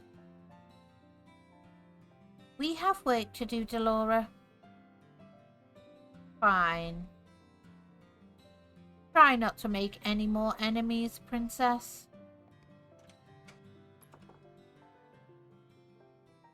The instant Parfait and Delora leave the room, the temperature drops several degrees. Now that I'm alone, I feel the cold stares return. Disgust, contempt. As if I am the reason they are cursed and have to take refuge in the Markin in the first place. Make friends? All I've ever had are my dolls. I've never needed friends. I will break this curse on my own. I was told it was rude to stare. One man suddenly stands up, the anger apparent on his face. Hands clench and unclench into fists as he glares at me pointedly. Jurian and Garland place themselves in front of me, shielding me from the man. You know the rules. What happened in the past stays in the past. And no one is allowed to harm anyone else. Mark it. You cannot comply. You are no longer welcome here. No matter. The Ice Princess will get what's coming to her. Throws one last glare my way before sitting down again. Break the rules and you'll get what's coming to you. That goes for everyone here. Jurian's tone is cold and firm. There is no way that she means what she says. Okay, so Jurian's the girl. Okay. So these are the great knights of the Order of Caldera. The marking begins to settle down. Everyone eventually goes back to their conversations and meals. I walk towards an empty table, realizing that I am being deliberately ignored. I become immersed in my thoughts as I sit down. One thought, however, comes to me immediately. They hate me. They hate me somehow, when I've only ever left the palace twice in my life. How did this happen? The only people who treated me with any respect were Anise, Jurian, and Garland. Is it because they cannot remember who I am? Maybe being in the marking is not such a good idea. I doubt anyone here wants to help me break my curse. They'd probably rather see me suffer under its weight. 3 good deeds. How am I supposed to complete 3 when I do not know if I can do that? Oh.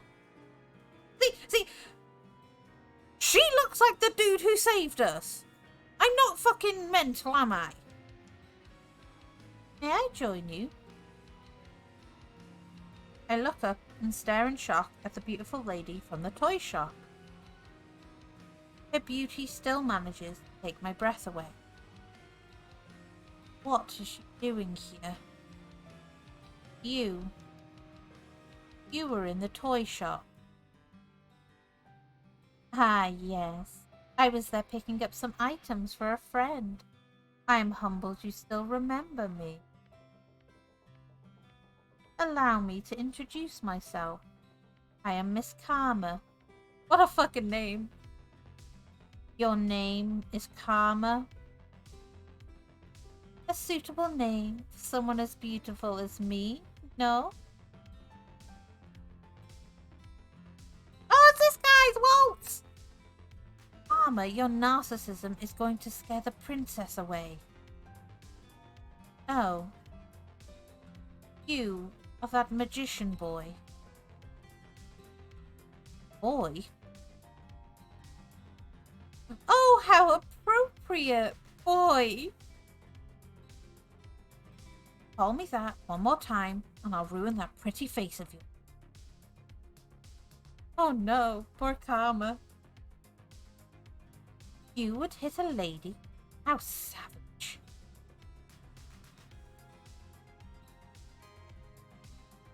Anyway, I'm Waltz Cresswell. I have the Neverland curse. Oh my god, is that Peter Pan?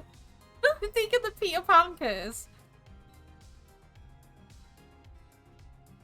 What about you, princess? What's your fairy tale curse? Does everyone share what their curse is? We talk about it freely in the market. The whole point is helping each other break our curses, after all. Hard to do that if we keep our fairy tales quiet. He pauses and narrows his eyes slightly. Well, some people keep their fairy tales a secret. He eyes Karma briefly, cocking an eyebrow. The smile never leaves Karma's face. Has anyone managed to break their curse? I've been told that a few have. A few? That's not very reassuring.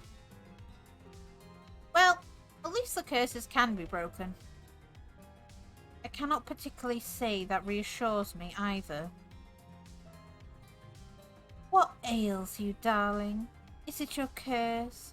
You can talk to us about it. Tell us what it is. Cinderella. Oh, goodness. Cinderella. That explains the nature of your curse. Only, it's been reversed, hasn't it? Riches to rags. That's one way of putting it. Karma, you're not helping. You really are better off ignoring him, Princess. He mostly speaks nonsense. He?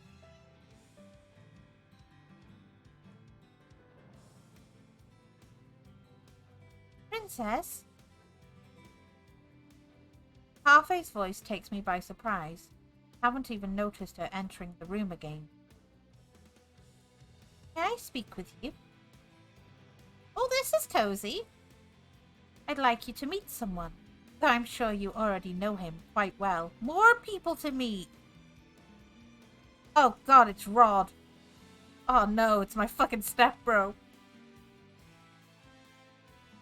The mute who talks with the bunny plush. Rod.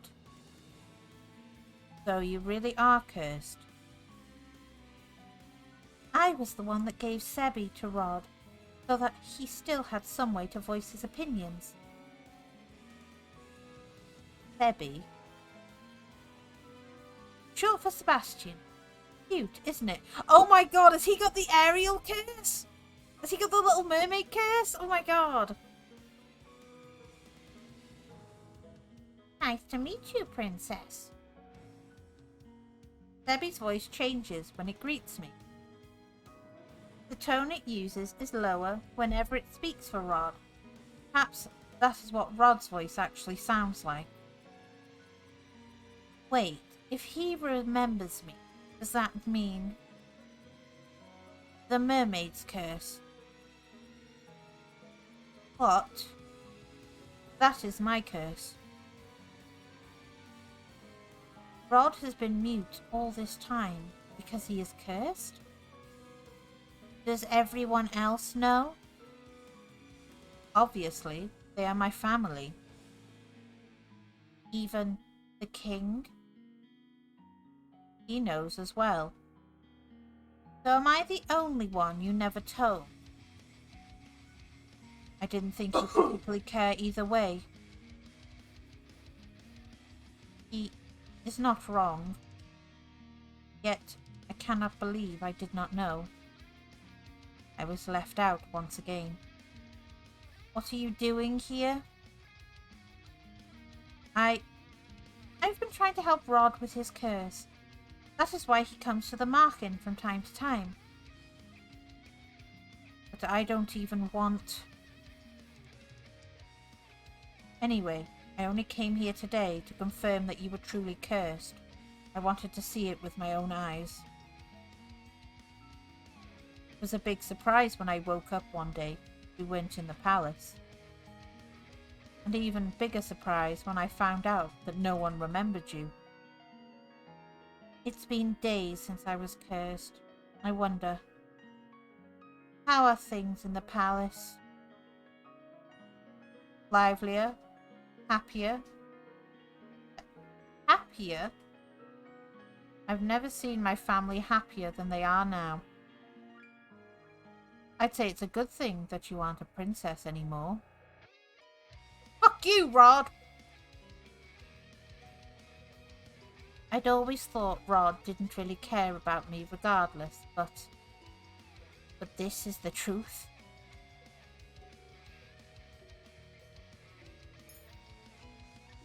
Yeah, okay.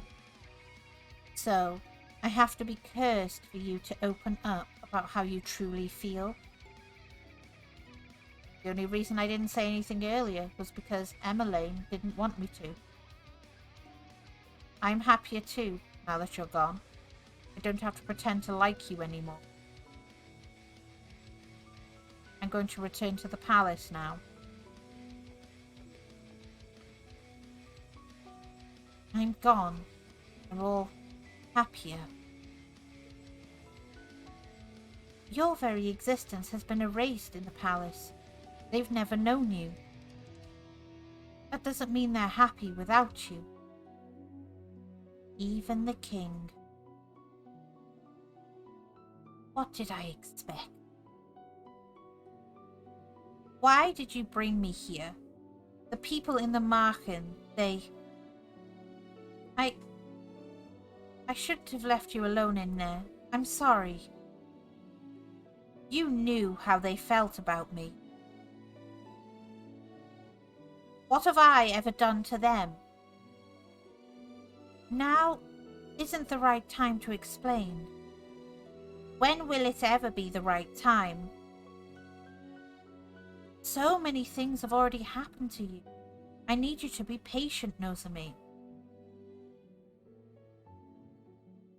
Has the prince already left? Yes, he has. Princess, we'll talk about this later. For now, you must focus on breaking your curse. Did I miss something? No. Right.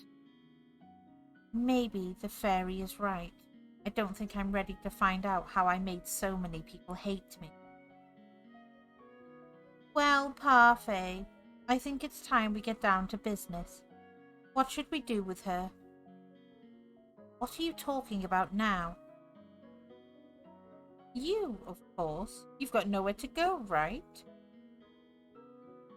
She is right. I think back to the days I spent on the streets, shiver. I will do anything so long as I don't have to go back there. The princess can stay at the Mark-Inn with me and the rest of my boarders. Ah, oh, come on, they don't fucking like me. I'd almost forgotten what hope felt like. Ah, yes. I've been just sent back from hell to hell. But you'll have to work in exchange for a room. Oh no, I've never worked a day in my life.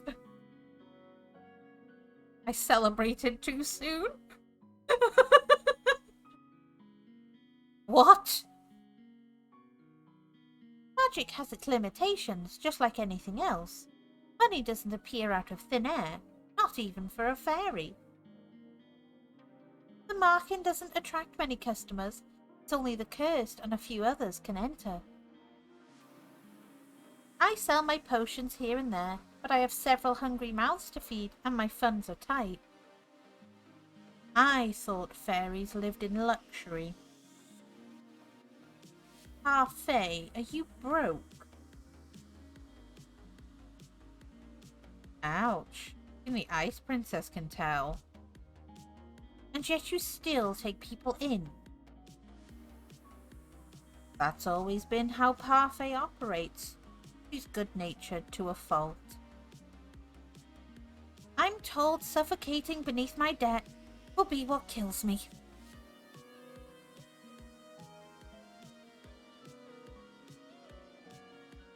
And why don't you just leave? I assume you make enough to take care of yourself. Leave someone who's in need of help? I could never. And that, Princess, is how goodness works. How goodness. It's not as if I accept freeloaders. All my boarders help me run the Mark-Inn and do errands. The princess has never worked a day in her life. I doubt she'll be useful. If karma can be useful, anyone can. Wow, that is just... Ouch! Poor karma. I have yet to see karma be anything but useless.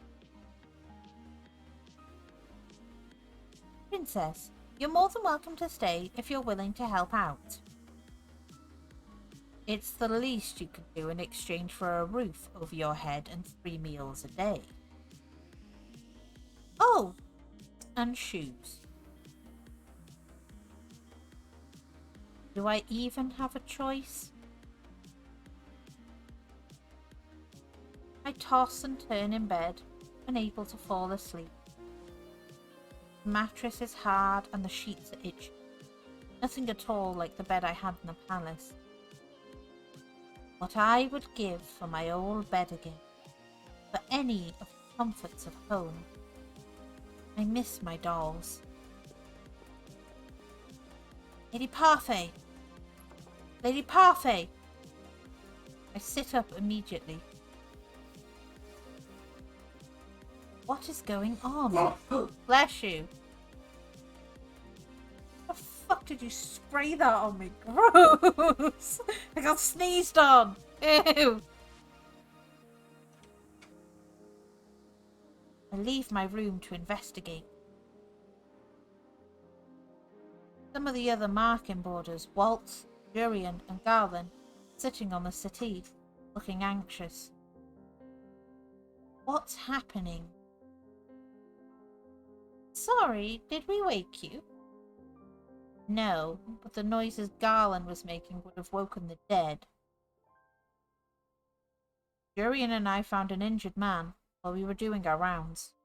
Brought him here. Injured man? Wait, what was he doing outside? It's 1 in the morning. Nothing you need to worry about. Lady Parfait and her niece are tending to the man now. These people, will they just help anyone they find on the streets? What if this man is dangerous?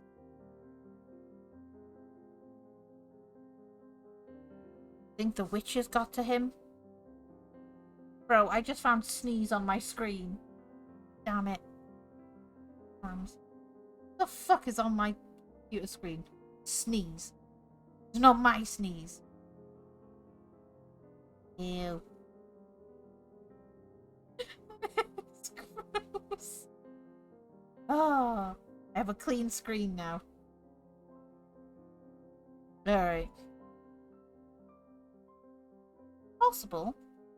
We'll have to find out when he wakes up.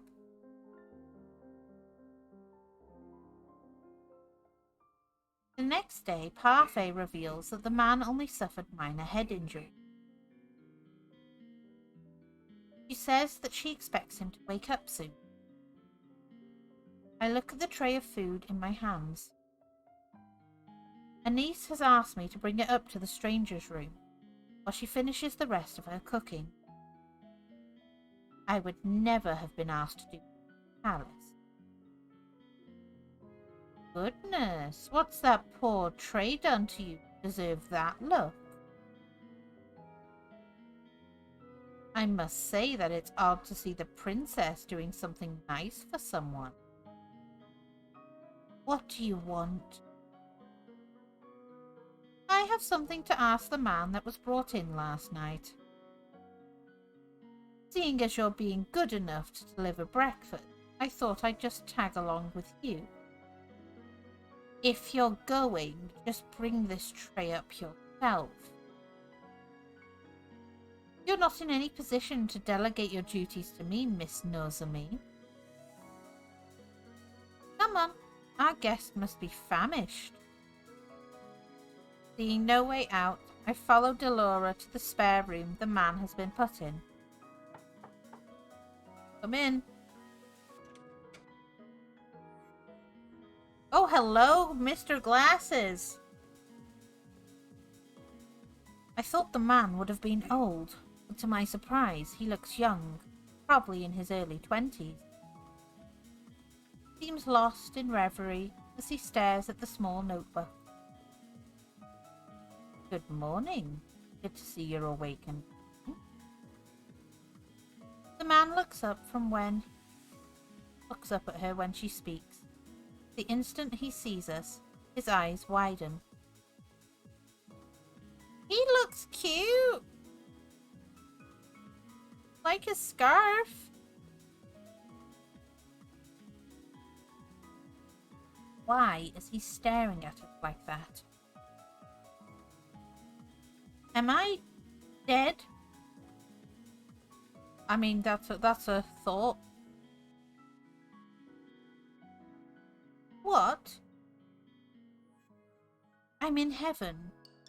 Or maybe you two are angels that have fallen out of it. Oh my god, the glasses glare!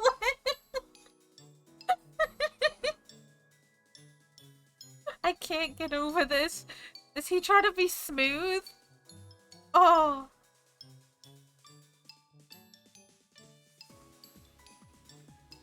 I see. What can a humble gentleman like myself do for you lovely ladies? Oh, he winked! Oh no, is he a playboy?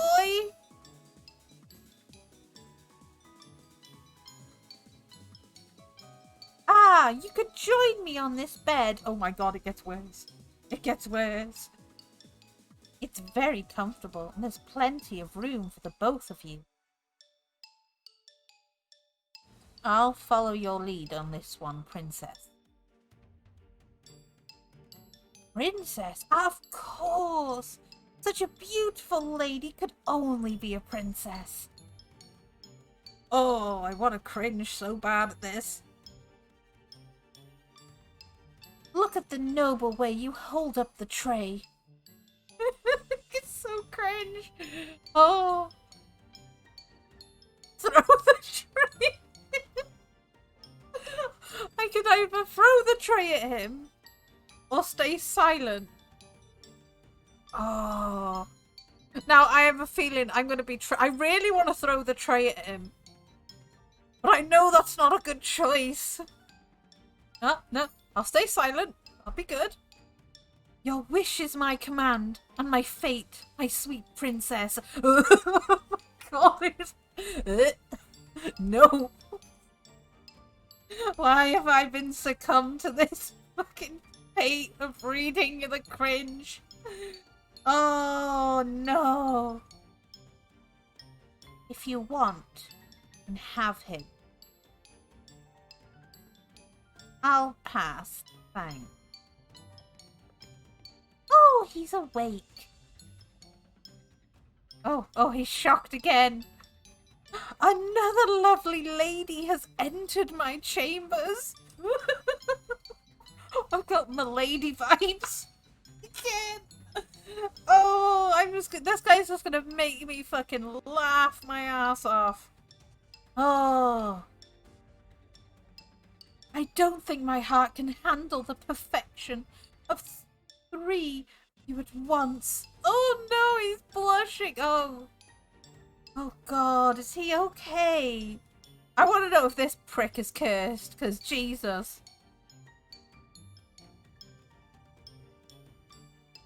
I think I know how Casanova here got those head injuries. Some lady decided she'd had enough of his rubbish and wanted to punish him. Delora, patience. He may not even be in the right state of mind right now. Yeah, let's brush that off as to fucking head trauma, please. He did take injuries to the head after all. The man finally stops to look just at me. He narrows his eyes and stares so hard I almost want to slap him. Resist the urge! What? You're familiar. But no, it's impossible. Aren't you the crown princess? What are you doing here? Oh yeah, you're definitely fucking cursed. Wonder what his curse is then. If he knows, then he's... Well, he's definitely not a witch or a fairy. It can only mean one thing if he recognizes the Ice Princess. What is your name, good sir? Oh god, does he not remember his name? I would answer any questions you ask of me, madam, but... The man looks down, the notebook in his hand. Don't remember. Oh, okay. Amnesia? I know everything about Angielle, and yet I don't know the first thing about myself. Except that I have the Rumpelstiltskin curse. Ooh, that's an interesting one. Rumpelstiltskin's not that well known about people. He is greedy and cheeky. Rumpelstiltskin? Is that a fairy tale? I knew it. Got the fairy tale curse. Fairy tale curse? Do you remember how to break it? Take that as a no, bro. From what I remember, I need to somehow collect 3 memories. Get them to appear in this journal with entries. Oh, okay. Oh, how about... Okay. Notebook. He shows us the notebook he's been holding on to since we entered the room. My first memory is of waking up and holding this. I thought there would be information in here. It's empty. Another victim of the curse. You must be tired. Nozomi will leave your breakfast and will give you some time to yourself. We'll be outside if you need anything else. I look so angry. Rumpelstiltskin. What is that fairy tale about? Laura does not do a good job of hiding her laughter. She snorts and I cross my arms, embarrassed. Mother burnt the fairy tales in the palace before I got the chance to read all of them. Fine. I'll keep it short. Once upon a time, there was a girl that was said to be able to spin straw into gold. The king found her and locked her up in a tower. He said he wouldn't let her out until she turned all the straw in the room into gold. But the girl was just a regular human girl. She knew she would never be able to turn the straw into gold and feared that she would be locked up forever. That was when an odd little man appeared before her and offered to do the job for her if she gave him something in return. The girl gave him her necklace, and the man spent the rest of the night spinning straw to gold. However, the girl wasn't released. The second night, she was given more straw to spin, and the little man appeared once more. This time, she gave him her ring. On the third night, the king ordered her to spin the straw one last time, and if she did, she would be released and made his queen. However, that night, the girl had nothing left to give the little man, so they made an agreement.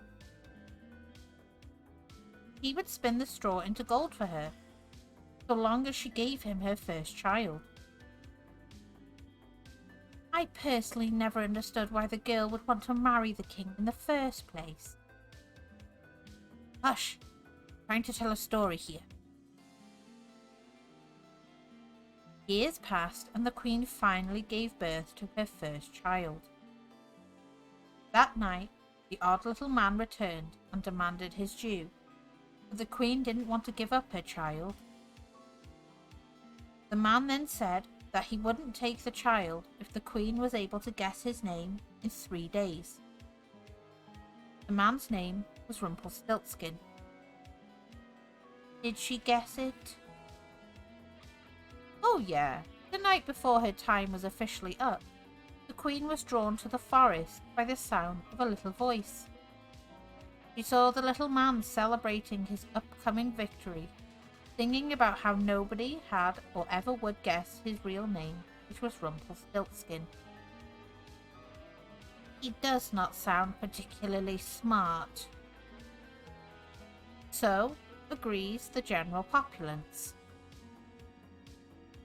Sometimes I wonder how Hans was able to come up with such tall tales. Well, the market is opening soon. I expect another busy day. Especially busy for you, Nozomi. You need to start coming up with good deeds. Interesting. The amnesiac Casanova was allowed to stay at the market with the other boarders. Because he still seemed capable, Parfait set him to work at one of the Markin's servers. Anis's protests that he remain in bed fell on deaf ears. Parfait couldn't very well throw him out, not while knowing that he had nowhere to go. I would never be incapable of showing him such kindness, giving all the nonsense he spouts at him. The people that frequent the Markin began to steadily ignore me altogether. Like I do not exist. It is better than the stares and the hateful looks. Rumpole, you aren't here to flirt.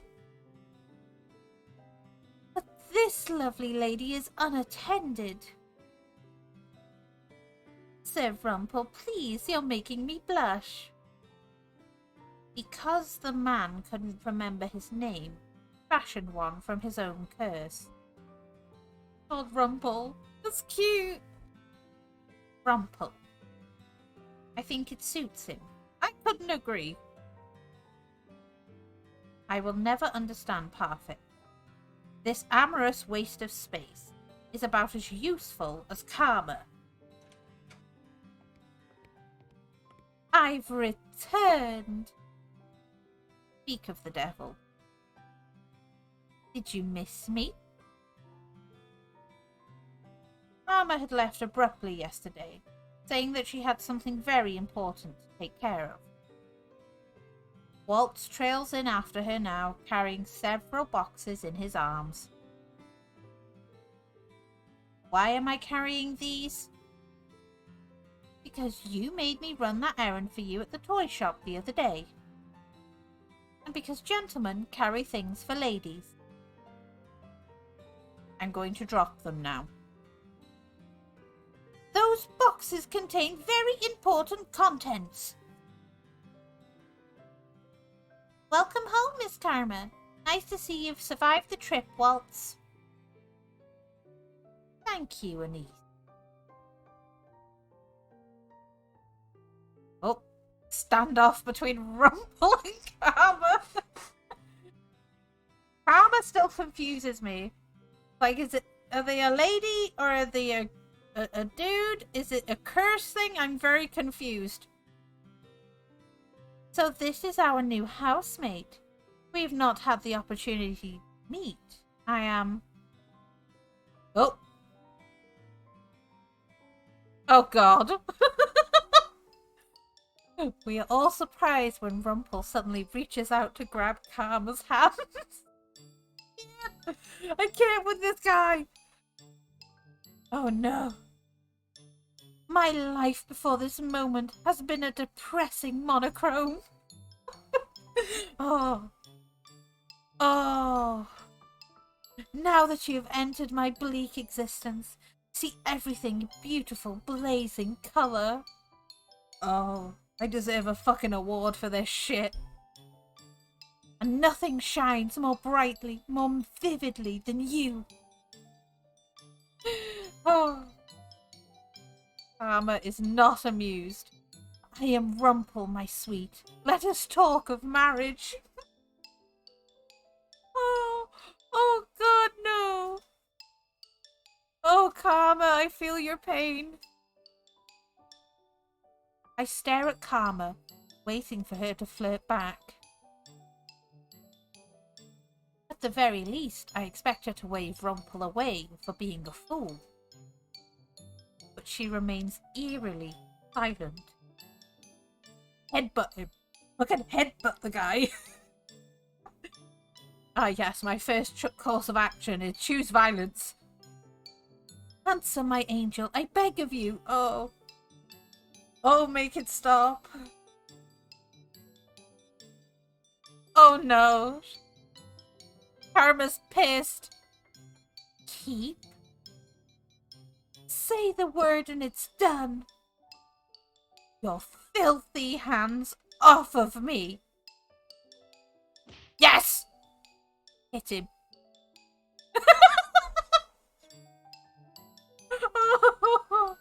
Oh my God, this is so fun.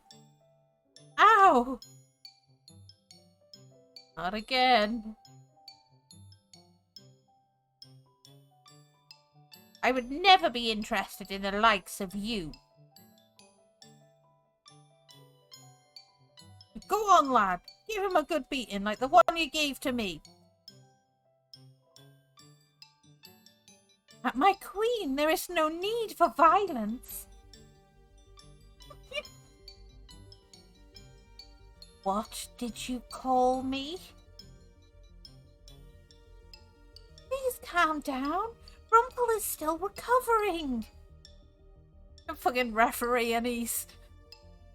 What is going on?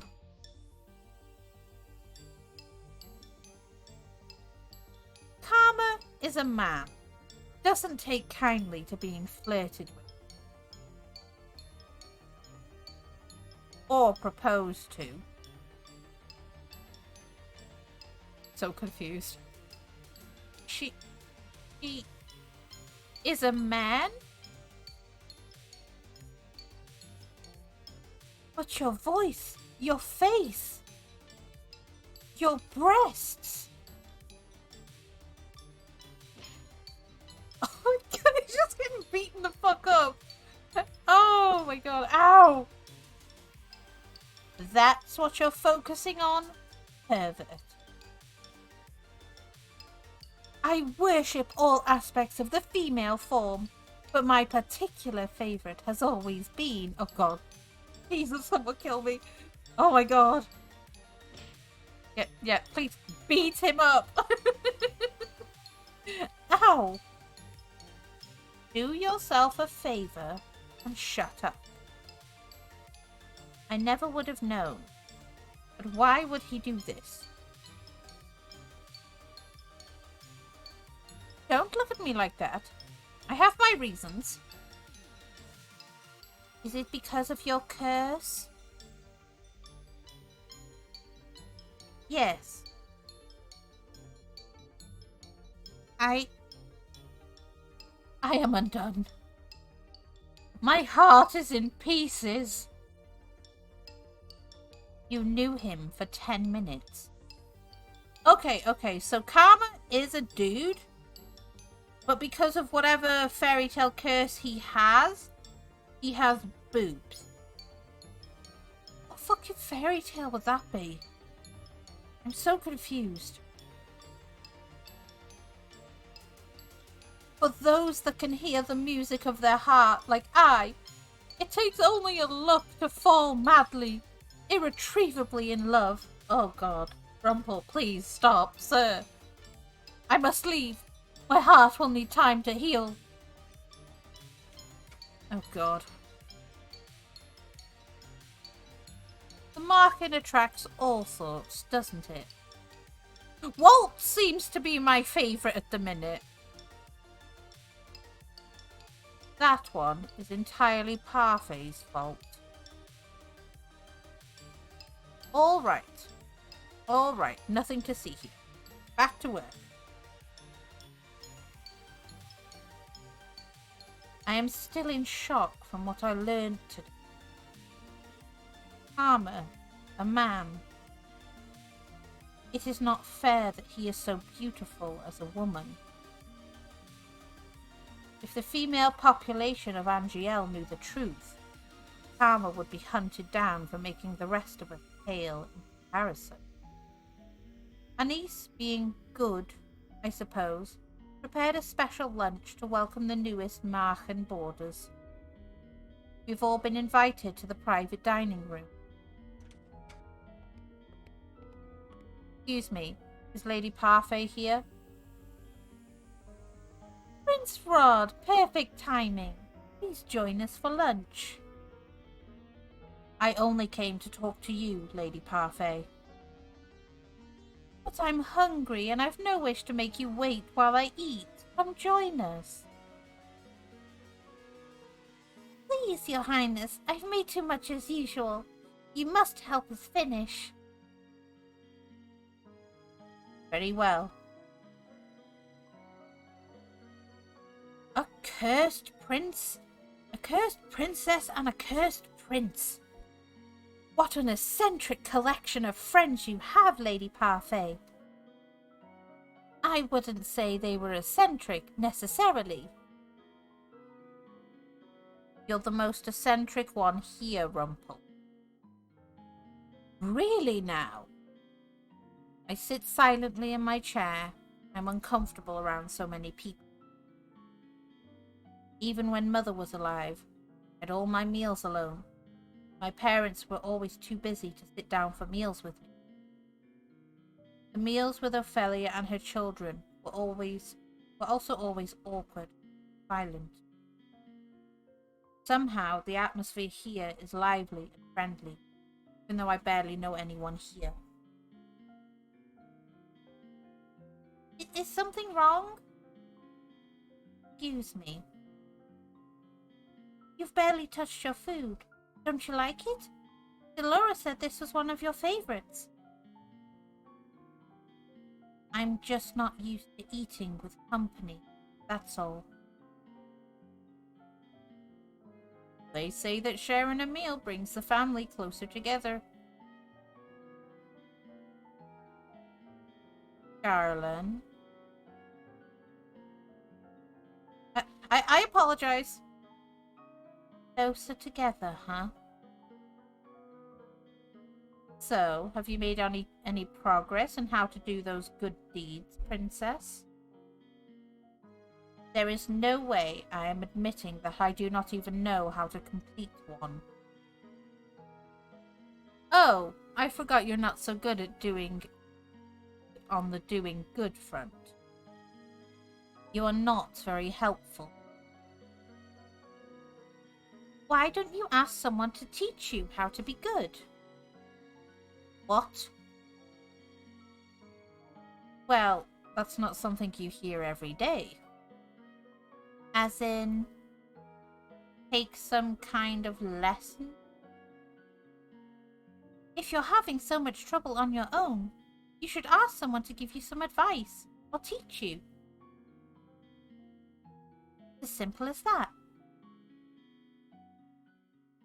What is this I hear? The princess advice? Oh, hello, Karma. Sir, ma'am, hello. Well then, she is in luck. I really want to know what this guy's curse is. I happen to give the most excellent advice. And believe me when I say I can teach almost anything. The princess is indeed lucky, as I am available for teaching duties. Jesus Christ, Rumpel. Oh. Thing is, I like Rumpelstiltskin as a fairy tale, but this guy is so obnoxious. No doubt I'd be the better choice, as I don't go out deceiving the world. Excuse me? Oh god. From one-sided flirting to bitter enemy, and all in the span of a few hours. The man broke my heart! Oh god. Anyway, I'd also be happy to help you in any way I can, Princess. Oh, you're a favorite. I like you. You're Peter Pan's curse. I'm sure your stepbrother would be happy to help as well. Fuck no! Why did you give me this guy? He's a prick and I like the Little Mermaid. I don't think I would make the best teacher for this sort of thing. I only teach others how to fight. Never mind the fact that Jurian herself still struggles to be good. What? You're lucky, aren't you? So many people are willing to help you. Why? Why are you all willing to help me? That's what we do at the Markin. We help each other. Lesson number 1. Doing good, helping whenever one can. Just let any of us know if you want our help. Trust no one but yourself. You need not care for anyone but yourself. This is what Mother and the last few years have taught me. I have always been alone, and it is easier that way. And yet, these strangers, these people that I've only known for a few days, are so willing to help me when they will gain nothing in return. Is this the goodness I was meant to see?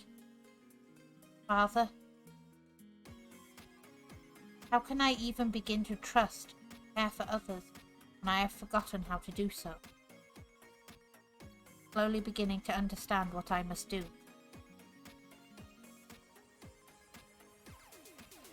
Chapter 2, The Decision!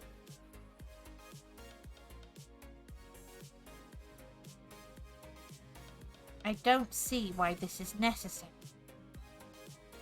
Of course this is necessary, Princess. You work to show you can be useful. For the last half hour, Parfait and Delora have been debating what chores they want to give me. I cannot believe they are seriously going to make me work like a commoner. No freeloaders at the Markin, remember? And you can't pull the princess card anymore, now that you're a homeless peasant. Being demoted to a homeless peasant is not my fault. If you really think about it, it was kind of me to demote you. Stop teasing her, Delora. Nozomi has had a lot thrown at her already. I'm only speaking the truth. Besides, working to live is the commoner's way of life, but at least it's rewarding. But if you do nothing, you get nothing. No food, no clothes, no bed. Hi, Izzy! Yeah, it's a new model I had done. Do you like it? We're playing Cinderella Phenomenon. Nice cozy thing, and I think this PNG suits my vibes very, very well, don't you think? Thank you, honey! Made from the same artist who did my steampunk PNG. Will, she's very nice. I popped her Fiverr in my credit panel, so you're always more than free to go and check her out. I think I put it in there. If I didn't put it in there, I'll have to put it in there tomorrow. You are no longer a princess, Nozomi. Life here at the market is comfortable, and you need to work for comfort. Remember that. I gotta work to pay my bills! I gotta work to eat, bro! Princess Nozomi among the commoners. Model even has a little crown on my horn, because, you know, Nozomi is actually a princess in her lore. So, yeah.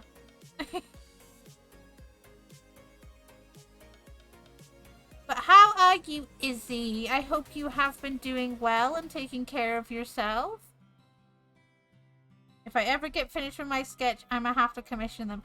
Definitely. I know Will sometimes, so during Will did a summer sale from like May to June time. So, and the prices are really reasonable as well. I think each of the models I had done by her during the sale cost me about $30, just under $30. And her normal prices are about $40 to $45. So it's pretty good work, to be honest. And she's really nice. Sion recommended her to me. Doing alright, had some ups and downs, but okay. Ups and downs are good, you know. It's a bit of a change. It's, you know, when you have ups and downs, it's, you know, you get out of the funk of just staying the same.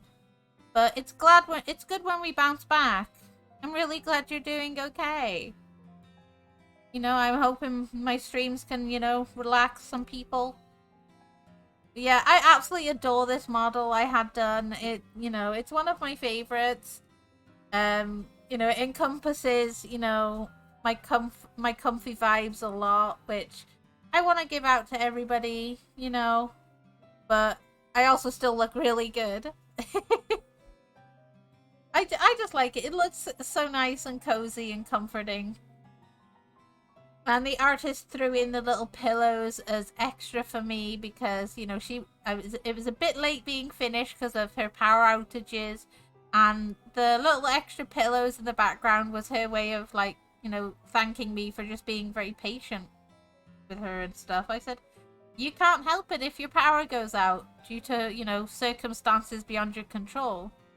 Oh, thank you, Ember. It's lovely to see you, sweet pea. I hope you're doing well. Hello, Crucible. My day has been going very well. I had a McDonald's today. I had some chicken nuggies for my dinner. It was very tasty. And you know, I'm just relaxing, enjoying a nice day. It's still too hot over here in the UK, so I've got my fan on still. I'm not looking forward to it, you know, the heat. But doing well, to be honest. I've been having a lovely day. You know, just relaxing, as always. And we're playing Cinderella Phenomenon. I'm still getting used to saying that, you know, the last word half the time. I don't use the word often. But I hope you are doing well, Crucible, as well. It is lovely to see you. What you do is your choice, princess. Do I even have a choice? So we are a princess. We've been given the nickname Ice Princess because we are quite cold-hearted to people. We were cursed by the purple witch here, Delora. We were given the fairy tale curse of Cinderella, where we have to do 3 good deeds and we get our old life back. So people who are fellow witches and fairies and other people who got cursed, remember who I was before the curse, but my curse entails that everybody has forgotten that I am the next heir to the throne, essentially. So we have to learn to essentially be a good person and do 3 good deeds, which gets us glass slipper fragments. So in order to complete our curse and break it, we have to get 2 glass slippers to be free. And there are different people who have curses. There is someone who has the Rumpelstiltskin's curse. There's the Little Mermaid curse. There is Peter Pan's curse. It's really fun so far. There's one person's curse, I don't know whose it is, which is Karma.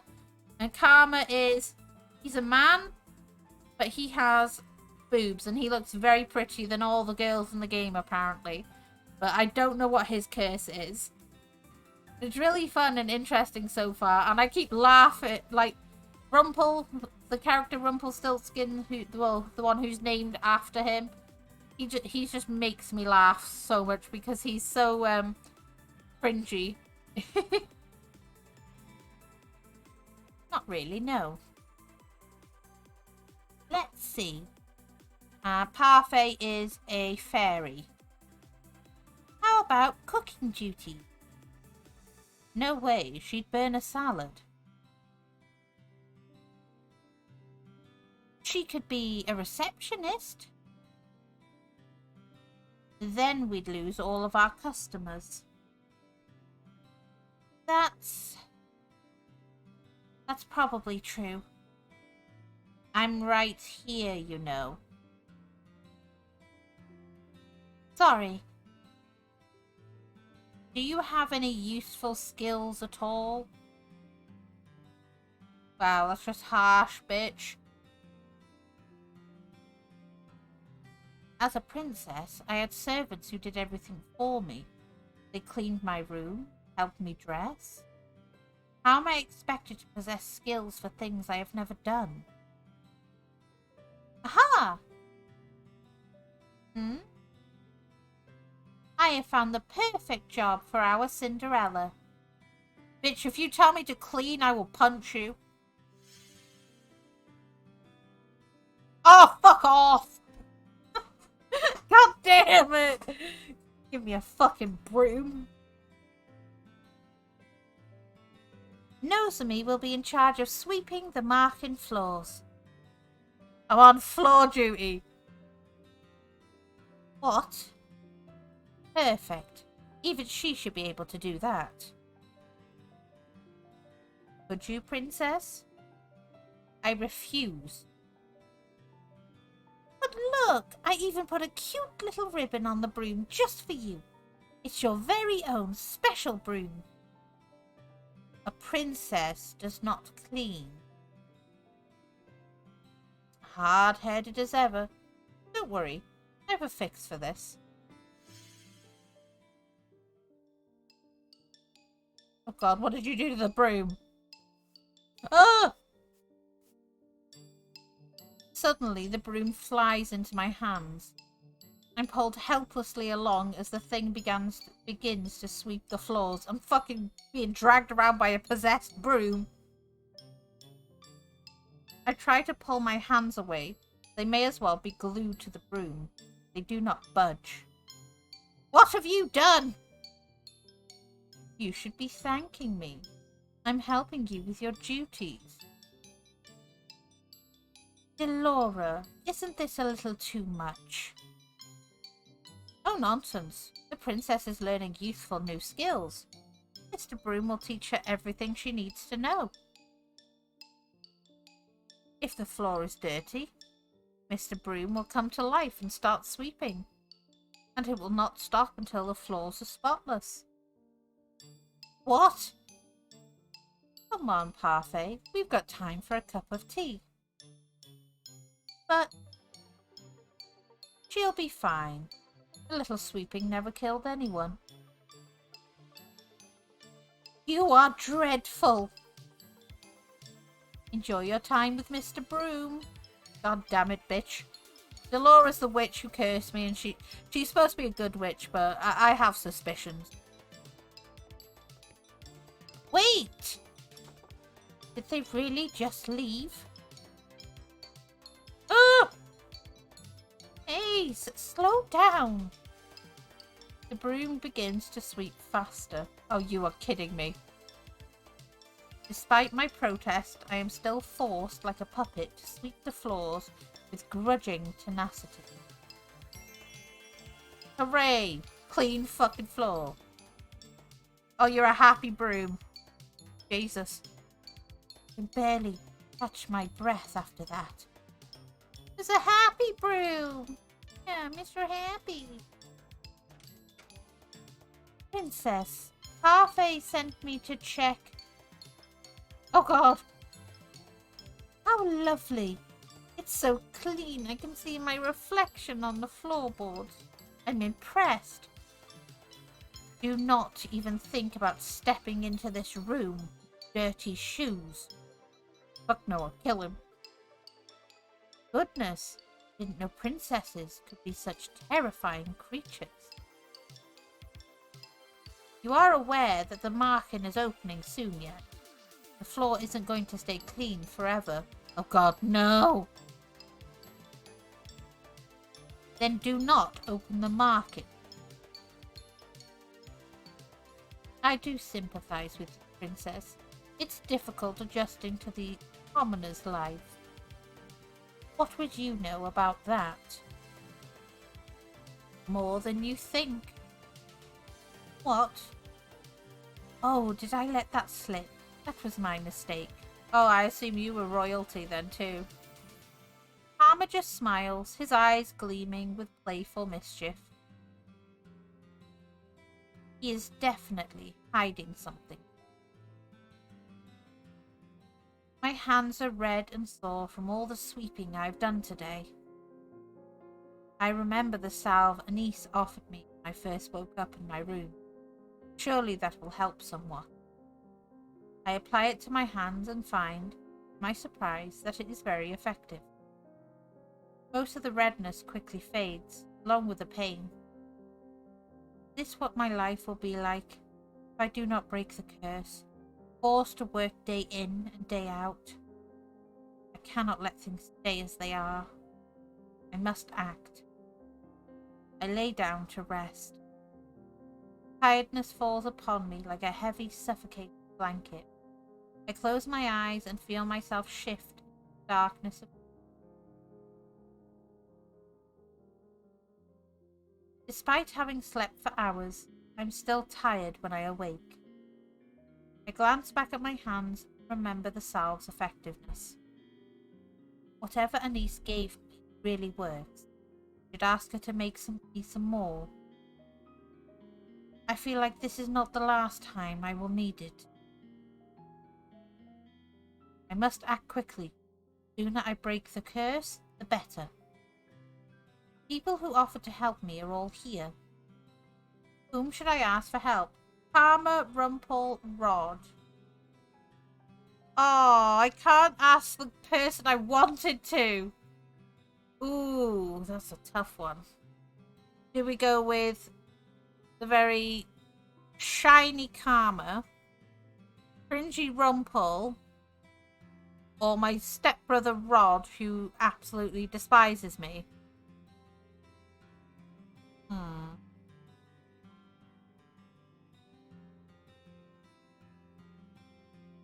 Rumpel doesn't have his memory. Karma's a mystery. And then there's Rod. I'm going to go with Karma, I think. Karma sounds like a good choice. I find Karma sitting quietly at the bar. I thought he was the picture of elegance when I saw him at the toy shop, but he's really just conceited. I walk over to where he is. Oh, Princess Nozomi, you look stunning as always in your work clothing. He must be mocking, but it does not matter. I'm here because I want you to teach me about goodness. Not even a compliment in return. I'm rather offended. Relax, Princess. I'm just teasing you. Jesus Christ. I noticed. Now can you answer my question? Princess, you do so wound. This is going nowhere. Maybe I should ask someone else. Princess, wait. You made the right decision in coming to me for help, I assure you.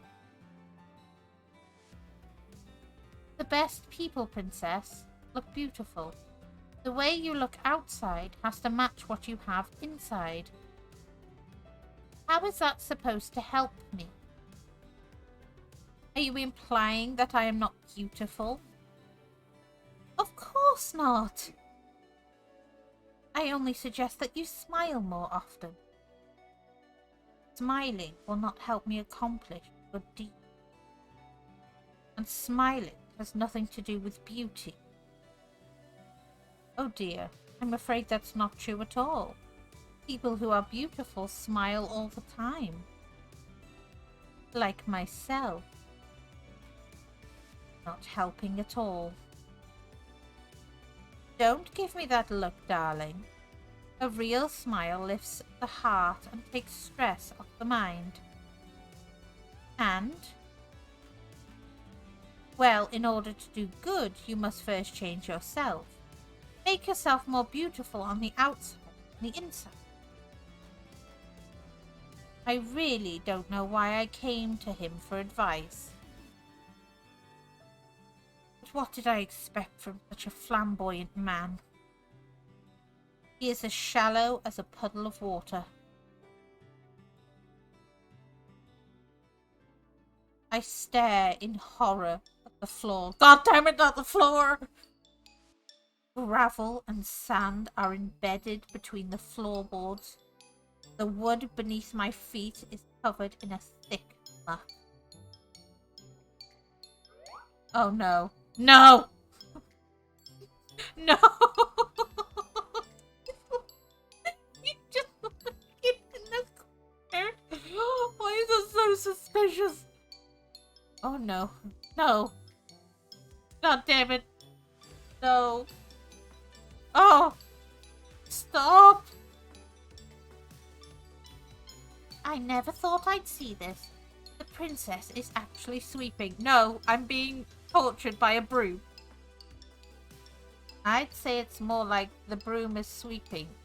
The princess is just along for the ride. Lady Parfait, your orders have arrived.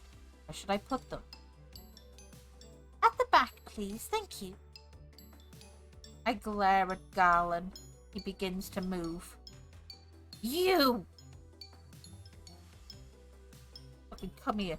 Take your fucking shoes off.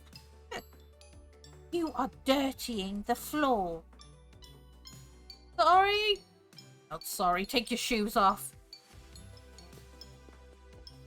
Garland dashes across the floor with long steps in an attempt to leave as few footprints as possible. I've had people do that when I used to clean. Fun. This was Dolores doing, wasn't it? Is it obvious? This has witch having fun written all over it. I need water. Wow, completely spotless. You are the worst. That's right, cry, broom. Don't be mad at the broom, princess. It is only trying to help. No, I'm mad at it. It is doing nothing but making my life miserable. I was a witch. Lady Parfait, I must speak with you. I look up at the witch that has just entered. She's a regular at the Marken, and according to Parfait and Delora, a good witch. She orders tea here from time to time. She has mud on her shoes. Why am I being tortured? No. Why is she glaring at me like that?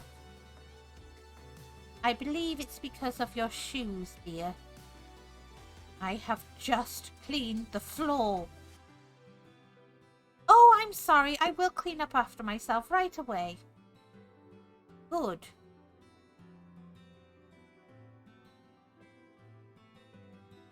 Princess is something else. I've never seen a witch so frightened of someone before. Yeah. The witch hurriedly cleans up the track she made, coming in before going to speak to Parfait. Even though Parfait says that Delora and this witch is good, I do not trust her judgment. Especially not when she considers Delora, who ruined my life, a good person. I put the broom back in its resting place, for double-checking my work. Now that I'm done, I can continue to work on breaking my curse. Whom should I ask for help today? Alright, Karma, Rumpel, or Rod? You know what? I'm gonna go with Stepbro, who hates me. I glance over at Rod as he enters the tavern. That was almost perfect timing. I heard from Parfait that Rod does not intend to break his curse, but here he is again. Rod must sense my eyes on him, because the minute he walks in, he turns to look at me. His expression is as cold and unmoving as always. He pointedly leaves the tavern area and enters the reception. I follow after him. I told you to find someone else. What can I do to make you stop hating me? What? You said that whatever I had done to you or your family was bad. So if I reverse that, I might get a good deed. You truly don't understand how goodness is, do you? I would not be asking you if I did. Rod closes his eyes and rubs the back of his neck. He looks thoughtful, but also irritable. I intend to break my curse as soon as possible, and I will do whatever it takes. And it seems to me that the easiest way to achieve a good deed is to fix the supposedly bad things I have already done. So are you going to help me or not? Tell Lady Parfait I will see her another time. Oh, you've got to be joking me. He leaves the room without answering my question. Ball my hands into fists. And he calls me the cruel one. Months has passed, and I have yet to complete one good deed. Not for any lack of trying, though. I have been asking around for advice on how to be a good person, and received various answers. What makes someone good? I'd say being selfless. I think it's important that you consider another person's feelings. Patient. Oh, he did fucking answer. The ability to soothe even the most broken of hearts. Fuck you, Rumpel. Yet I asked. Bravery. Loyalty. You must be beautiful, both on the inside and out. Right. Must I be all of those things in order to be? According to Parfait, I cannot just pretend. It has to come from my heart. Place my hand on my chest. Consider the steady pulse of my heartbeat. That will not be. Close my eyes, thinking of all the possible ways I might be able to break my curse. In the end, mind is blank. Mother, what am I supposed to do? Dream? Your personal feelings are nothing but a weakness for others to exploit. That is why you do not show them. You only show them that you are strong. Yes, Mother. You must not let false kindness deceive you. People will use niceties to trick you into exploiting your weak emotions. But you can trust me, Nozomi. I will never hurt you. I will never lie to you. I am all you need. I love you, Nozomi. I love you too, Mother. God, our mum was weird. How are those lessons of yours going? I hope you're not giving anyone a difficult time. I am the one having a difficult time. Have you tried pairing up with someone? Pairing up? Some of the people in the tavern pair up to assist each other. Two heads are better than one, as they say. Not a bad idea. But the problem is with her. Who's going to volunteer to pair up with the Ice Princess? He has a point. People may not glare at me anymore, but it does not escape me that I am still disliked. Most of the boarders at the market volunteered to help her, remember? I haven't heard any of them retract their offers. It's only a matter of time. Stop it, Delora. It's your choice, Princess. Pairing up is only a suggestion. I mean, it's worth a fucking shot. Would pairing up with someone really help me break my curse? What if they end up being an annoyance instead? Princess? Oh, hello. Excuse me, Princess? Oh, shit. I'm sorry for disturbing you, but you've just been staring at your tray and the customer is waiting for the order. Of course. Delora has me helping a niece today. The market is unexpectedly busy, and I cannot keep up with all the... Stop daydreaming, Nozomi. Food doesn't deliver itself. I do not need you to tell me that.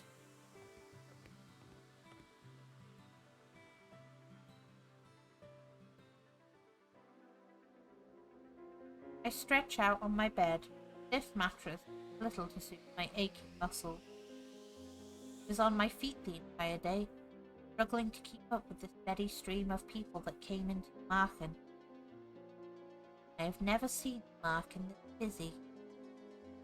I roll onto my stomach and bury my face into my pillow, my arms and legs protesting. I refuse to live this type of life much longer. I need to break this curse as soon as possible. Why don't you pair up with someone? Pairing up might not be such a bad idea.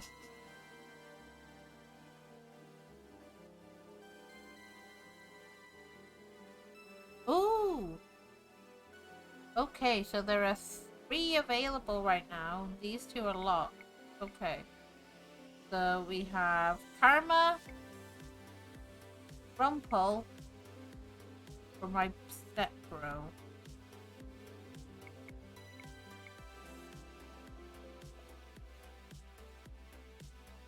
You know what? I'm gonna give myself stress. Chance of paste. Okay.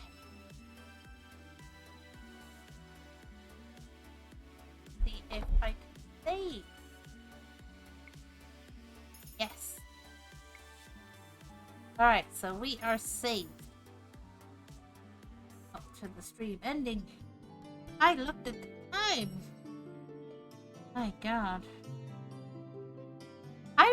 I'm having so much fun with this game.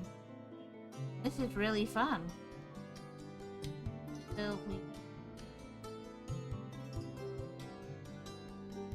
Oh, I hope you guys have had a fun day. I've been having fun. Go and...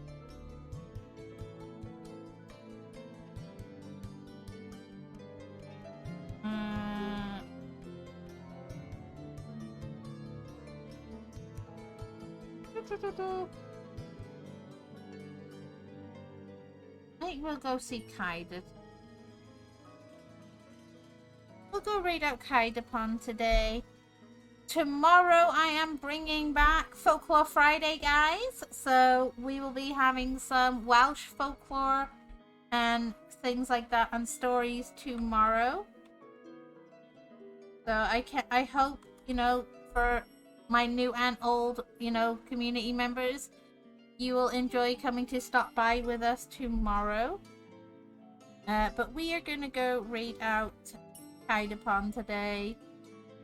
I have not given her some love in a while, so I would love it if you stopped by with me, you know, and give her all the love needed. But yeah, I hope you guys have been doing well. I plan to do more of these stories as well, but we are gonna, you know, be visiting back this game next week because tomorrow is Friday, which is Folklore Friday. You know, so it's another comfy stream, but you also get to hear me drop a few Welsh words and other Welsh tidbits. Once I finally get through the Welsh stuff, it's gonna be, you know, we're gonna be moving on to a lot more folklore around the world as well. Saturday, I have Lion joining me on stream because we are gonna be, you know, playing some fun games. I think we're playing like a prison break game, which I think is really nice. And then Sunday is my day off, but it is also Father's Day over here in the UK. So I hope people are celebrating that however they wish. Yeah, if you guys also have any games, recommendations, and things you also like me to do, don't feel bad, feel free to, recommend them on my Twitter and stuff like that. And if you're not following my Twitter already, you'll find that in my links as well. But yeah, I am looking forward to seeing you guys tomorrow at 8:30 p.m. UK time for some Welsh folklore. And if you've not checked it out before, I highly recommend it. And I will see you all tomorrow, guys. Take care. Love you all. Bye bye now.